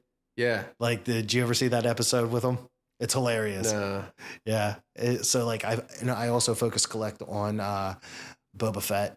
I like having all the old Boba Fetts, like the vintage ones, and I like the custom ones. Like I got these 3 from a guy that was making them off of Etsy over in London, and he only made a couple of them, and I was able to get them. He's not a big toy maker or anything, but I like them because they're so unique. I love the people who put the toys into these little dioramas and photograph them. Oh, yeah. And they look like things are blowing up. So dope to me, like how detailed they can get it. And then the art of the photography where it's, people that know how to shoot, how to light and then shoot. It looks live action almost. And that's how they make the movies too, right? I mean, that's like... Well, that's how George Lucas did it. He was a huge, I think, inspiration to a lot of people, not just film, but he was having models being made of the ships and then putting them on a green screen and editing it that way. Yes. And in Empire Strikes Back, when the one AT-AT is going down, you can actually see where they popped up the back of the leg where it was a model and it falls down. It's so sick. I love the tow cables on the walkers. What are they called? Are they called walkers? The ATSTs. Okay, those are the big guys in the Thoth, in the a Hoth. What is it? Ice World. Yeah, that's Hoth. Empire Strikes Back, right? Yeah. Yeah. So the tow cables to me are so dope, where they're spinning around. These little guys yeah. Where they're going and taking them out. Yeah, I thought that was cool. I'd love to know how they did that. There's definitely like the creativity to actually build out that world, right? I mean, that's to me is the genius. Yeah, where you had nothing, X-Wings, the TIE fighters, it's all just like, it's all out of his mind. Yeah. And the Millennium Falcon. Yeah, the most iconic spaceship. Yeah, see, I love of all time. I love the Falcon, and I also love the Imperial Shuttle. That thing was like, I remember having that as a kid. That was fucking huge. And what about Slave One? Slave One. Well, you can't call it Slave One now. Oh, why? It's is it Fire Spray that like Disney just took the name out because it has slave in it? Oh God. Yeah, like that's the thing. That's upsetting. I'm a person that doesn't like change. Like it bothers me. Like, yeah, or erasure. How about that? Yeah. How about let's not erase our history? Well, yeah. I mean, you're changing something in canon that kind of changes the story in a way. Slave One is an iconic name. Oh, yeah. I only refer to it as that. I mean, that's the name of the ship. It gives you this idea that he can control it with his mind. Yeah. Right. Because we will. Right. That is out. That's how we'll control our cars in the future. Telekinesis, brain computer interfaces, the ability to communicate without words. Yeah. It's coming. Yeah. I don't know. I think George Lucas was way ahead of his time. I mean, he was FaceTiming people before we had FaceTime. Like from one ship to another, that is so true. Like looking at that, I was like it was a couple years ago. I was like George Lucas should have been head of Apple or working with Steve Jobs on some technology. I also like that it's a long time ago in a galaxy far away. That's so dope to me that there's this idea of this other epic of human life, and that we probably did come through panspermia from another planet as a seed. Right? Why can't we? I doubt we are the only beings. Like my friends will give me shit about it, but like I'm a believer in aliens and all, like Sasquatch, Loch Ness monster. Like I'm into all of that. Like I'm a big believer. Are in you Bigfoot. inner city cryptid? What is it? Is that a thing out here? Dude, that's like right now to me, that's like the biggest writer in Pittsburgh. I'm gonna have to check that out. He's getting up heavy. Inner city cryptid, man. He's like, well, you know the word cryptid, right? Yeah. Yeah, that's what you're talking about. Is these like sub-real, I don't know exactly how to describe them, but like not recognized entities. Yeah, and like one of the things that I've come to the conclusion is I really think that Bigfoot is definitely real. It's Australopithecus, right? There's like a big monkey that walked on two legs that was real. Yeah. And that Native American tribes would have had legends about because they came from Asia. And so that was where it was. And then like they kept telling those stories. Well, think about this. All the cultures and I guess indigenous. There we go. I couldn't get it out. All those people have lore of the same type of creature. Yes. How couldn't that happen? And the way that we all can have it is through the land bridge before it broke. So like, I really believe that. And I think the government's hiding it because for the simple fact they can't control it. Whoa. I mean, like, they're definitely hiding a lot of shit from us. Oh, absolutely. JFK assassination files. You can write all the FOIAs you want. That information's not coming out. Did you see where supposedly the driver is the one that shot JFK? I'm telling you, I go down on. Holy shit. Where of his car? Yeah, where the guy basically went like that. I just saw that's the Zapruder film you'd have to like look at and identify. I mean, it's like 8mm, and there's really big gaps between each frame, image. Right? Yeah, each frame. So yeah, I mean, maybe his head definitely goes back into the left, right? Remember what was that, like the Simpsons? Back into the left, back into the left, back into the left. So yeah, maybe he was shot from the front. I mean, that's the theory behind the grassy knoll, is that he was shot from the front. That's why his head goes back. That was what Lee Harvey Oswald, right? Supposedly. Well, Lee Harvey Oswald was in the book building, yeah. which is behind him, which is why it doesn't make any sense that his head goes back. Yeah. And like I literally, it was like a month ago. I just watched a video on this. I'm gonna have to, where they were saying that if you look, the driver is basically like he turns, like, I don't know how true that is, but from like when they slow the film down, it really looks like it. It looks like, but then again, they put that in your mind. So like, could you like, is that like, maybe, yeah, like the power of suggestion. Yeah, sure. There was a assassination attempt on the Slovenian president. Did you see the video? No. The guy runs up on stage, pulls out a gun, puts it to his head, and it misfires. And everybody tackles him. The guy would have been dead. This happened like this week. Okay, on any type of president, how did somebody get through security? Crazy, right? That to me sounds like, yeah, they need better Secret Service in Slovenia. Or was it Slovakia? I don't know. Or somebody wanted them out. Interesting. Yeah, somebody got paid off. I like conspiracies. I love conspiracies. I don't believe every conspiracy, but I love to hear the way people talk about it. I heard some very compelling arguments against the moon landing being real. I thought that was very compelling. It's weird you brought that up. I just saw a photo of a guy that is in some desert or something. Yeah. It has the same mountain. I was like, oh, you found the backdrop. I'm like, I mean, it's just weird that we haven't gotten back, you know, and like they had like Stone Age technology. They basically had their RAM was actual knots. Like somebody had to sew with silk the RAM that was used in the computers in '69. Like those were the machines that they had, and yet we've only gone 1/50th of the distance to the moon now. And if you did actually go, they've calculated it, you'd need to refuel the rockets that they were using like 4 times. Yeah, like I want to say I believe. And the radiation problem, like we can't figure out how to survive the radiation. They've admitted that. NASA's like, well, we want to go. Like Artemis is ready to go. Yeah. We just need to solve the radiation problem. And it's like, I thought we already went. Yeah, like my thing is, it's like, why haven't we been back? And it's like, if you don't believe the landing, people make fun of you. But it's like, why haven't we been back? And also, didn't the one machine or vehicle they had on there had duct tape on it? Like, I would love to see, like, it's all made of tin foil.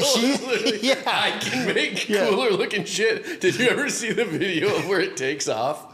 And the craziest part is the camera pans up to follow it as it's going. It's like, who was left on the moon to aim the camera up at that thing? And they're like, no, it was on a timer. But in order for the timer to work, they would have to have a 12-second delay because that's the amount of time that it takes to send the information from Earth. So they would have had to have somebody count off 1, 2, 3. Oh, fire man. that fucker. Yeah.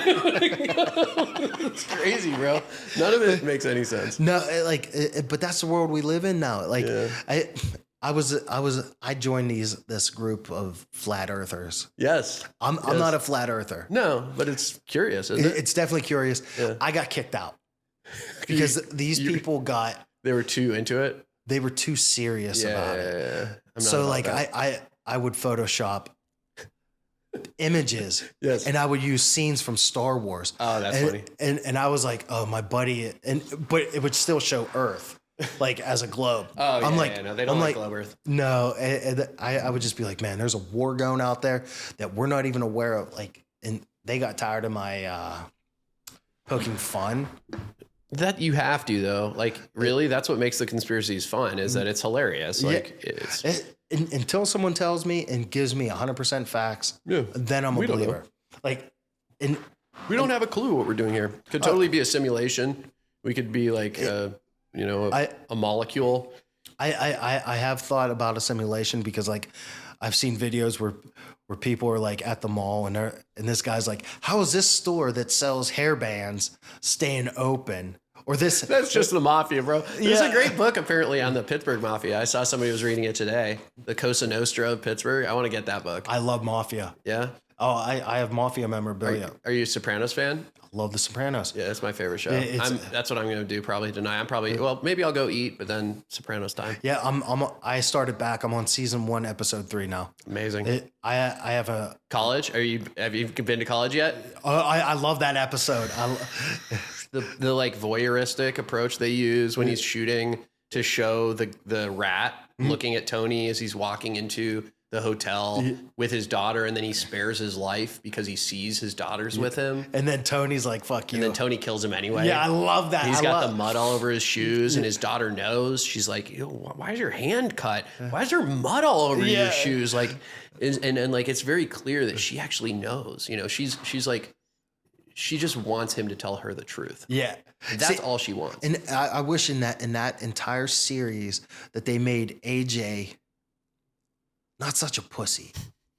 I hate saying that he had some mental health problems, and that's not downplaying anyone that has it, but like, look at his upbringing. Like, how couldn't he be a little bit more tougher? And I'm not saying like a street guy like his dad, but like a little bit more knowledgeable. His dad wasn't home, dude. Like honestly, if you look at if you rewatch, I mean, I'm sure you've watched it a bunch of times, but I mean that's just my theory. Is like he didn't really show up for him. I mean, he would go to the football games in season 2, but really he just wasn't home, man. He was at the pork store, at the strip club. He was at fucking the construction company. With his Gumars.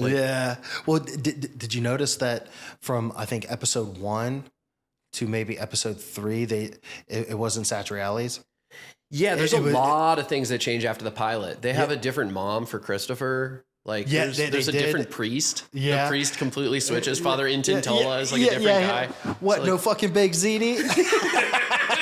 You think I'm a schnorr, don't you? Yeah. I love all the Yiddish in there. Actually, all the Jewish shit they do and the medical shit they do in that show is incredible. Yeah, I know. The way they nail the functional neurological disorder that his mom has when she's, they say there's no stroke on the MRI. So why does she have these neurologic symptoms? Well, that's what functional neurological disorder is. Yeah. And they really discuss it in an amazing way. And the show was written great. How they go into the therapy, how every single piece of transference, countertransference is delved into. I think they nailed it. I mean, it's the best show in the world to me. See, it's in my top 5. I'm also a Breaking Bad. You want to talk about AJ being a pussy? Yeah. The character. Sorry, I don't even remember his name, but the other cook who works with Heisenberg. Yeah, Jesse, Aaron Paul. Jesse to me is really unbelievable. I don't believe him because I was him. Yeah. When I was like at my worst, that's the kind of person I was. I was hanging out with people like that. I was in that world, and I just don't believe him as a junkie. Like I didn't believe his girlfriend. I hated her. I thought she was super cute. Like, I don't know, like all that makeup, the goth makeup. Well, I mean, you put her tan, add a little color to her. Yeah. Yeah. Good. I like Jane. Okay. But Jane needed color. Yeah. Agreed. Yeah, she just needed to go to Sandcastle a couple more times. Yeah. No problem. She needed like SPF like 1,000 on her, man. Too pale. I don't know. Something about her just seemed very fake. And him too. I didn't believe his character. I think that who's the main actor? What's his name? Bryan Cranston, which is Walter White. Yeah, Bryan Cranston is a fantastic actor, and he sells the part. And his wife, I thought, did a great job. And the son is a little annoying with the CP. Yeah, the cop does good. Hank is good. Hank is phenomenal. The other cop, the Hispanic cop, is great. Yeah.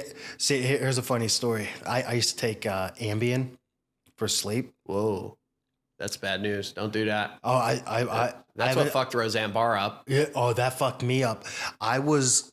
Here's 2 stories. So I wouldn't go straight to bed with it. I'd stay up, have a beer or 2. Oh my God. Some wine. Holy shit. One night, I'm watching Breaking Bad, right? Next thing I know, only Hank is talking in Spanish for me. It was the weirdest thing ever for me. Like, I was like, okay, I gotta go to I felt like I was tripping, and I was just like he's talking Spanish, and I know how to order a beer in Spanish. That's it. Right. So from that, I was like, But you understood him? no, I didn't understand a fucking It point. was gobbledygook. Yeah, Did you hit the setting on the computer by accident? No, I was watching it on my TV.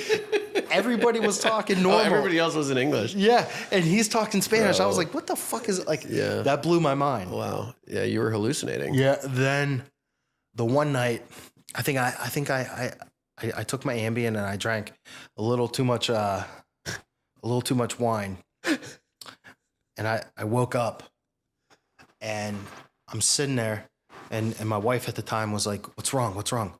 I was like, got up out of bed and I'm looking out our windows. I was like, Ian's here. And he got fucking robots. She's like, what? I was like, yeah, he's here to steal my knowledge.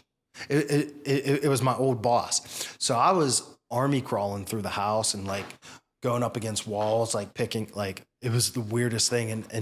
And so she was real sweet about it. She knew I was kind of hallucinating from this shit. She sat me down on the couch and was like trying to calm me down, get me to go to sleep. Like, and she was like, do you want me to get the monster spray? And this is what she told me. She was like, and you just looked me dead in the eyes in the most serious tone ever and was like, no, we're all out. Like, it was the wildest shit ever.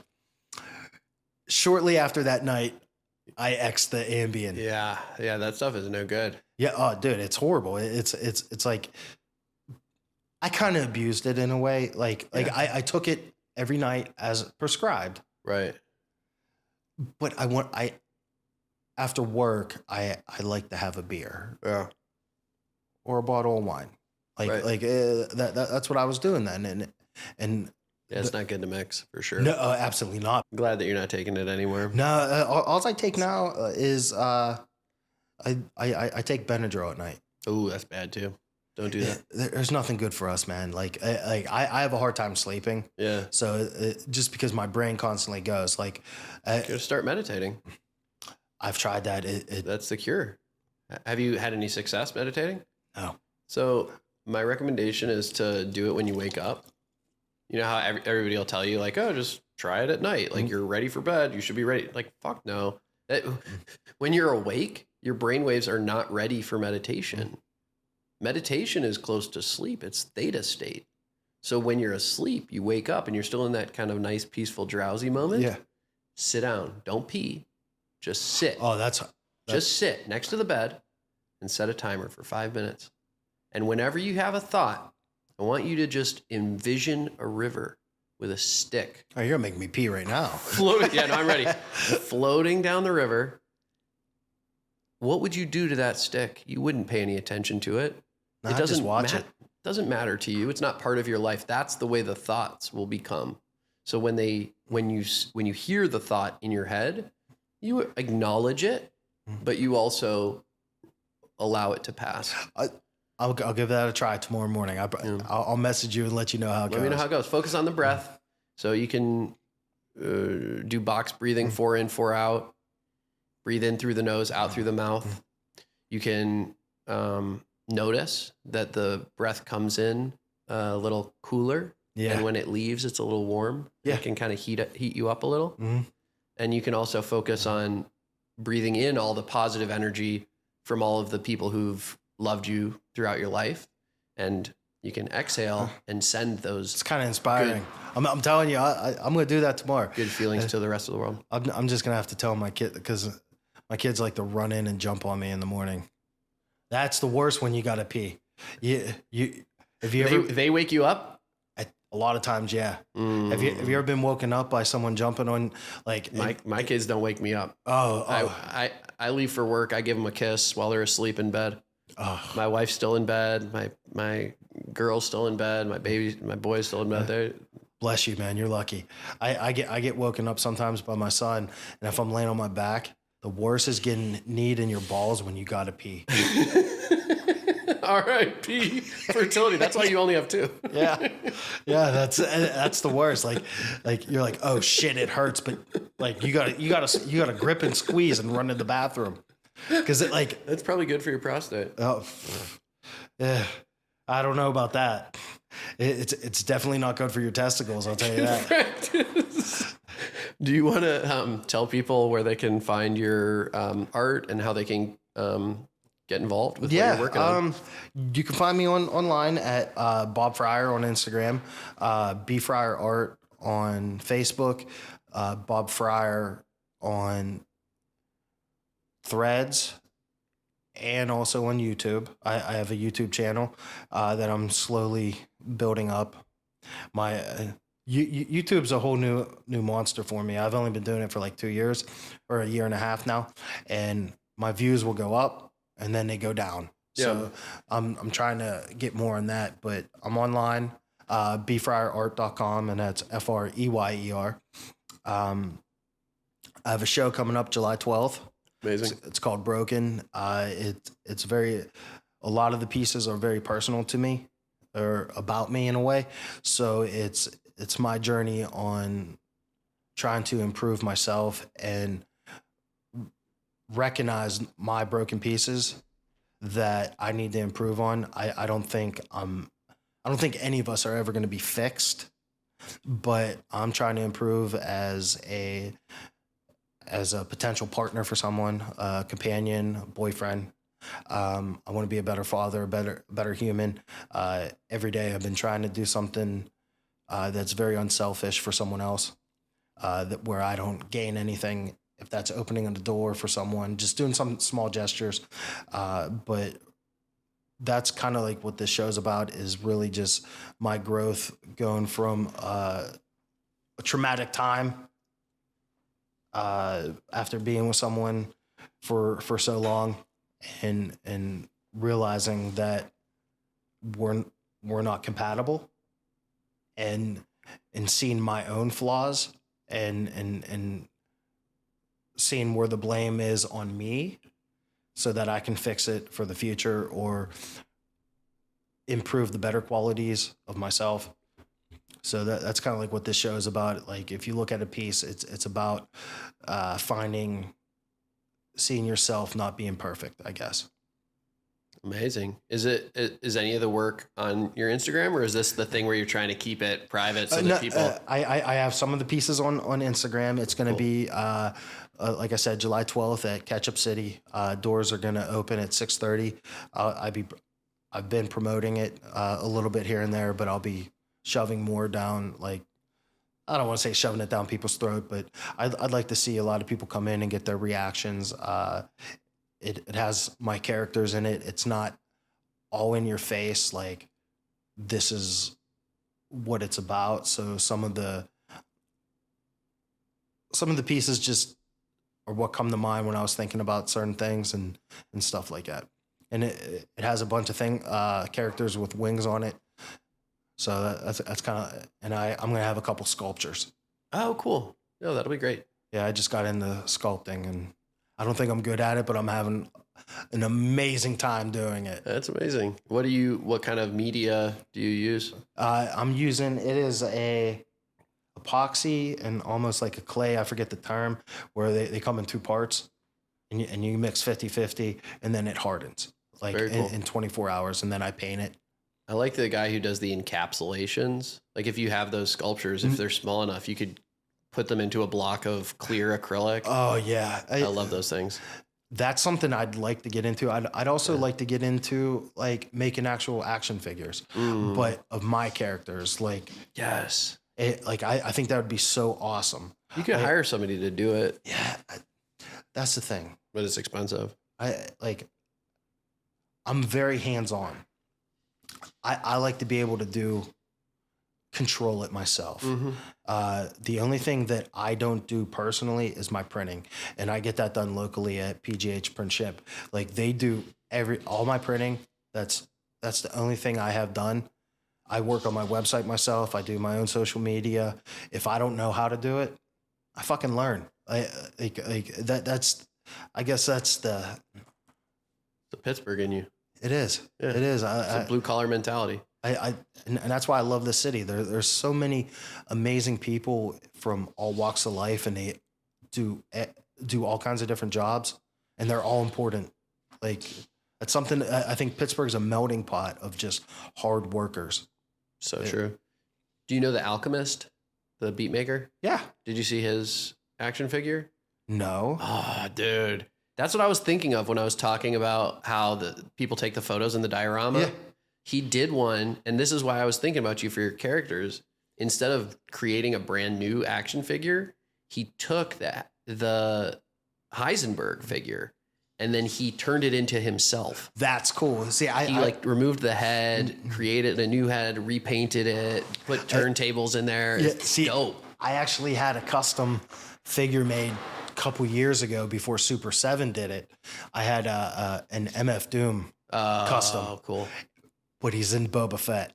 It's like an MF Doom Boba Fett. Yes. Oh, it's fucking sick. One of my favorites of all time. Yeah. MF Doom, I list as one of the biggest inspirations for my album. Oh, absolutely. That's coming out later this month. He lyrically phenomenal. Yeah, like he The painted beat a picture. selection, the mask, his ability to perform in multiple nights. My wife and I showed up to see him in Miami, and he didn't come. It was just a video of him like, "Hey, I'm in Miami," and then he played through the whole set, but he wasn't there at all. That's the genius right there. That's iconic. I think that's brilliant. It's like, you still got the concert. You got it live. It was something, yeah. Yeah, what's the difference if he wears a mask anyway? You didn't actually see him. You saw his body. Yeah. Right? I don't know. I don't know. I love MF Doom. I love Doom is such an inspiration for me. Aesop Rock, the Beastie Boys, Sage Francis. Do you like the Philly cats, like Army of the Pharaohs, Just the Law? I've heard of Vinny Paz. Vinny Paz is. Oh, isn't that? He's part of that. I thought it was Army of the Pharaohs. Yeah, I think AOTP.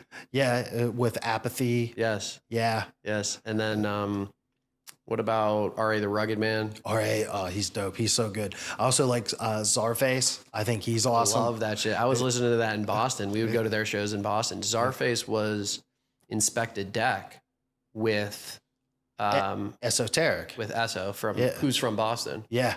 Yeah, that was a crazy project when they did that. I love him because he's so genuine. Yes. Like I think he raps so well. I like his lyrics. I think you could tell he's pretty intelligent, but he's also a nerd. He loves comics. He loves action figures. Like he has his own fucking action figure through Super 7. And I think I have a couple of those too. Do you know Skip Whitman? Skip's a white boy. Yeah, he's from Pittsburgh, isn't he? No, he's I know also from Boston. I used to hang out with him up there. I know that he's name. in New York now. He was in Brooklyn when I was throwing shows. He's another white rapper trying to make it. Shout out Skip Whitman. Dewey Saunders. I was way earlier in the episode. I was telling you my two artist friends who both made it. One was Borbe. The other one's Dewey Saunders. And he did it by doing album cover design. So he's been doing album covers for I'd love to get into future album covers for a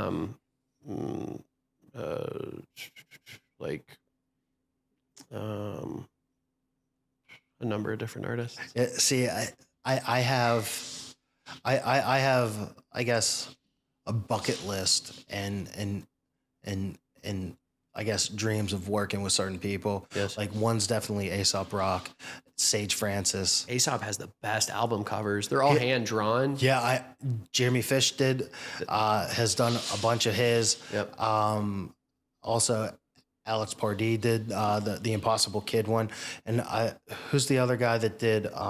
He did the artwork throughout the Get Out of the Car Ace. Is it David Coro maybe? Or I'm trying to think who it is. Like throughout the whole video, there's drawings. Oh, sick. Yeah, like it's this is going to be a fun one. This is going to be a fun one to dig up all these references. Yeah, I'm really grateful for this, for the amount of stuff that I'm going to get out of this. And be exposed to all this new work. This was so cool. Oh, I've had a great time, man. I'll really come here grateful. anytime you want. I'll just shoot the shit. I don't care. If you want to just sit down and have a beer, I'm all about that.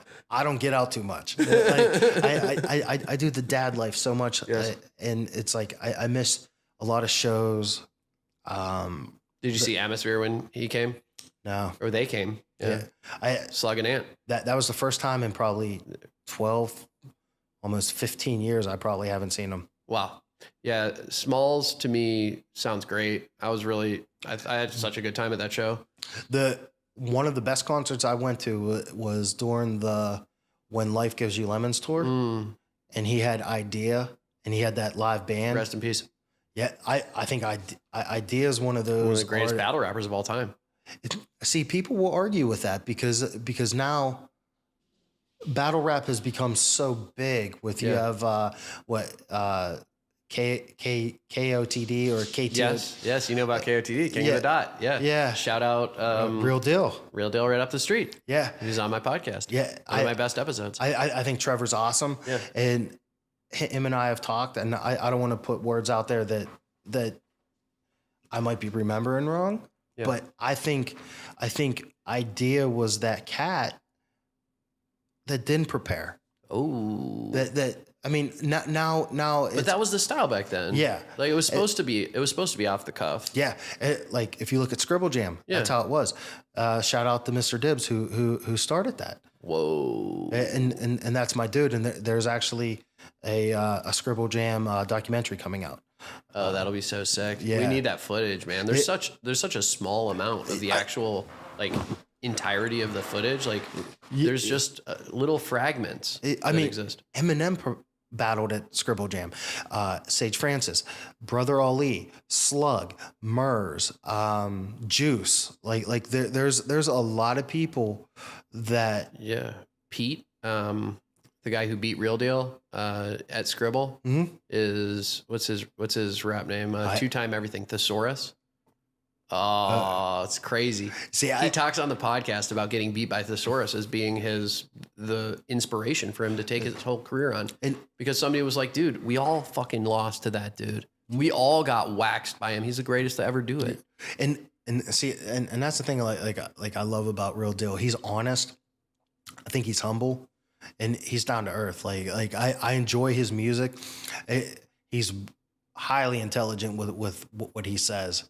Yeah, and you got to respect the new Raise the Jolly Roger track that they've got. Yeah. The anthem for the Pirates. And now we have Paul Skeens throwing 8 strikeouts on Thursday. Yeah. What did I see? I saw him throw, was it Wednesday or Thursday? Was that yesterday? I can't have gone to the game yesterday. Maybe I did. I saw him throw 8 strikeouts in the rain, drizzling rain. One of which was against Shohei Ohtani, who also got a home run off of him in the 6th. But that's okay. He struck him out when it counted. And it's exciting. Yeah. You know, sometimes it's a home run. Sometimes it's a strikeout. But he's throwing heat. I just love seeing people from Pittsburgh succeed. Like Amen.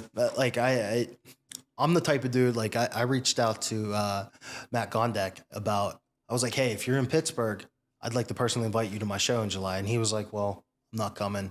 I won't be there till next year. He was like, best of luck, which being very polite. He has no clue who I am, but like I told him, I think it's badass on his success, and it's great seeing someone killing it from Pittsburgh. Like who is it? Matt Gondek. He's a tremendous artist. Oh, wow. Yeah. Very cool. And then John Geiger is another big success story, another big Pittsburgh success story. The shoes are killing it. He's out of the 004s right now. You can't get them. I want them in 13. They don't exist. Shout out John Geiger. What about, Wiz is everybody knows, but he's still grinding, still hustling. See that I don't have anything against Wiz. It's just not my style of hip hop. Like that's not even Cushion OJ. Who's that? The album he did called Cushion OJ. No. It's just amazing. It's not my flavor. I don't hate on it. Yeah. It's just like I like a lot of the old school stuff. I grew up in the 80s, so like like Wu-Tang, Rakim, LL, Run DMC, KRS, Yeah. Public Enemy. Rhymes, no hooks. Yeah. Just bars. I like bars. Bars I like over lyrics. bullshit. Yep. Yeah, I get that. Respect the hardcore hip hop. I mean, that's kind of my deal, right? Eminem, Cage, R.A. the Rugged Man. I'd like to see more. Proof, Cage hasn't D12. put anything out in a while. No, but we hosted him here. He played at Old Diesel, How was he? drunk, Yeah. very drunk. He mumbled his way through that show. It was not very good. Yeah, he's a mess.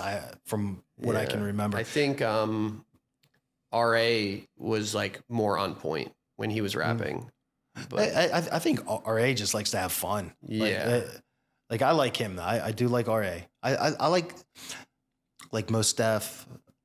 incredible. Yeah. Incredible. He has a bay now. Yeah, I saw him at the Movement Festival in Detroit, like 2004, one of the first years.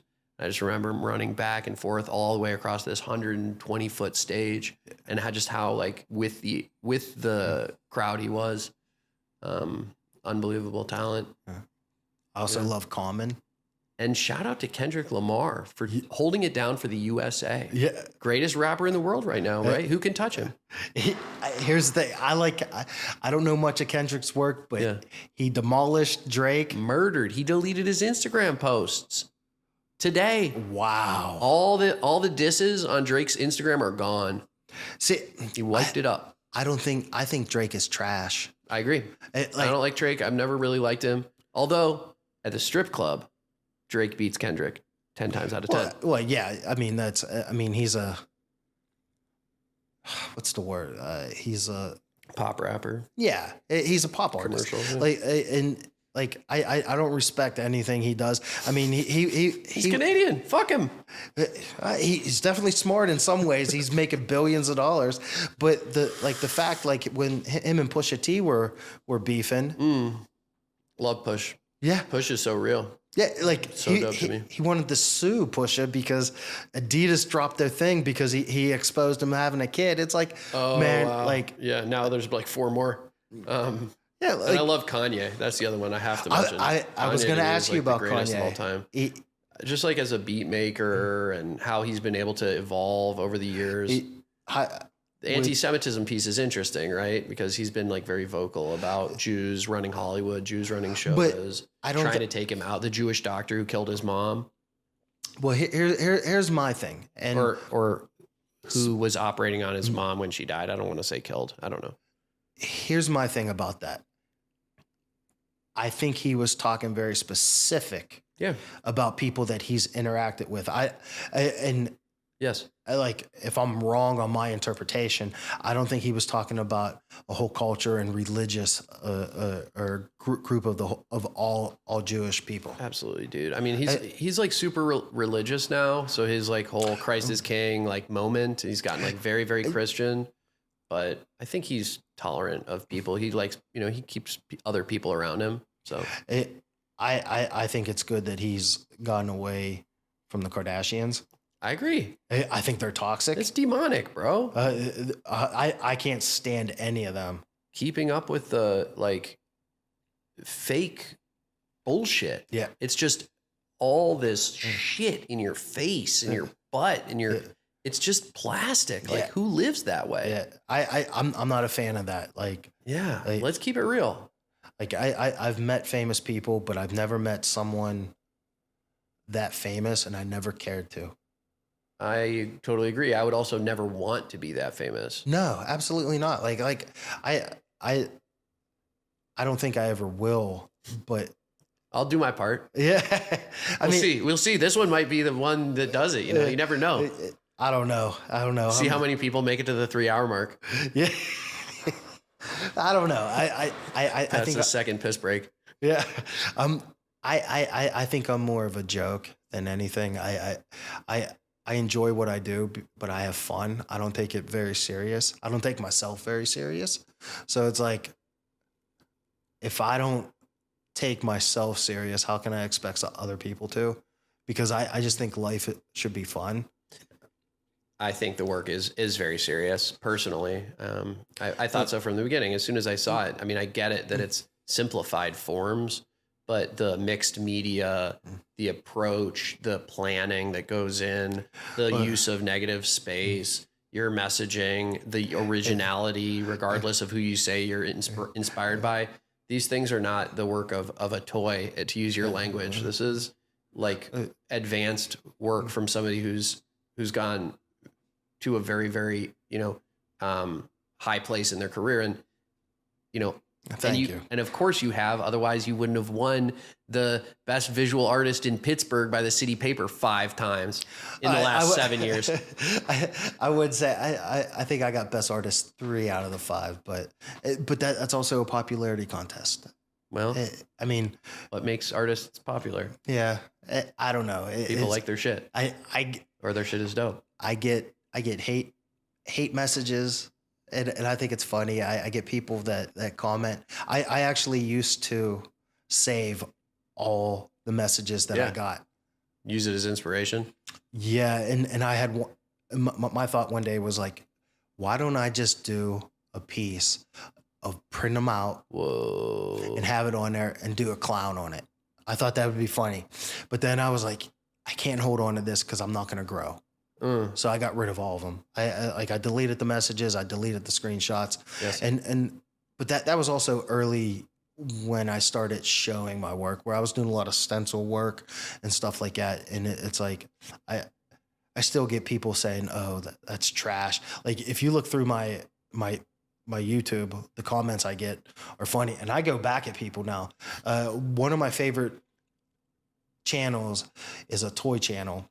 It's called Retro Blast, and this guy gives the shit back to him. Michael French, he goes back at him when they say something real smart at him. And I'm like, who cares about the subs? Who cares about like the likes and stuff? Like, why not stick up for myself? If someone's gonna say like my shit's trash, I'm gonna give it back. Like, I'm gonna be like, well, fuck you and your mom. Like there's too many keyboard warriors out there and tough guys where they want to say something is trash, but they don't have the, I don't want to say it's very courageous, but they don't have the guts to post something that they create online. And that's online for everyone to see. So it's like, I think anyone who posts something creative online has a sense of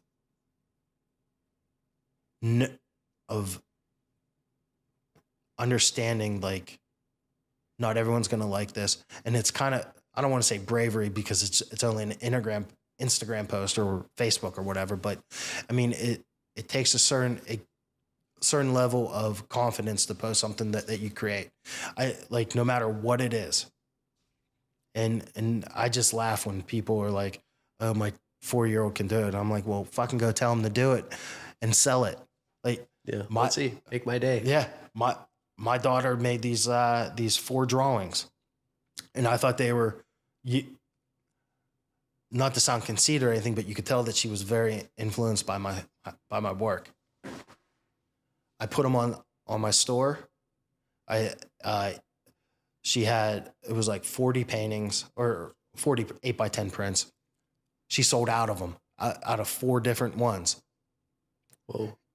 And I gave her the money. I said, look, dude, I'm gonna take the money, yes, and it's gonna be yours. And I was like, I mean, she made like $400. Like, dude, you got like a little farm team now. Yeah, let's go. And I said, what do you want to buy with your money? You could do whatever you want with it. She chose to donate it to the shelter where we got our 1 dog. I was like, okay, that's so cool. Yeah, so I was like, all right, you're doing something cool, something very, like, not every kid's gonna do. So we donated the money, and then I gave her the money. Like, that's what's up, man. I was proud of her for that. But like, when I tell people have your kid do it, I'm only saying that because I have my kid do it, and I don't exploit their art on my Instagram page because, like, I don't know if they want that, but like, I'll share it on my personal, and it like I got people sending me photos of her artwork hanging in their house. I was like, that's awesome. Amazing, bro. Let's get a picture. Yeah. Thanks so much. Thanks. I haven't been on a podcast in a while, man. It's been about. I'm trying to help.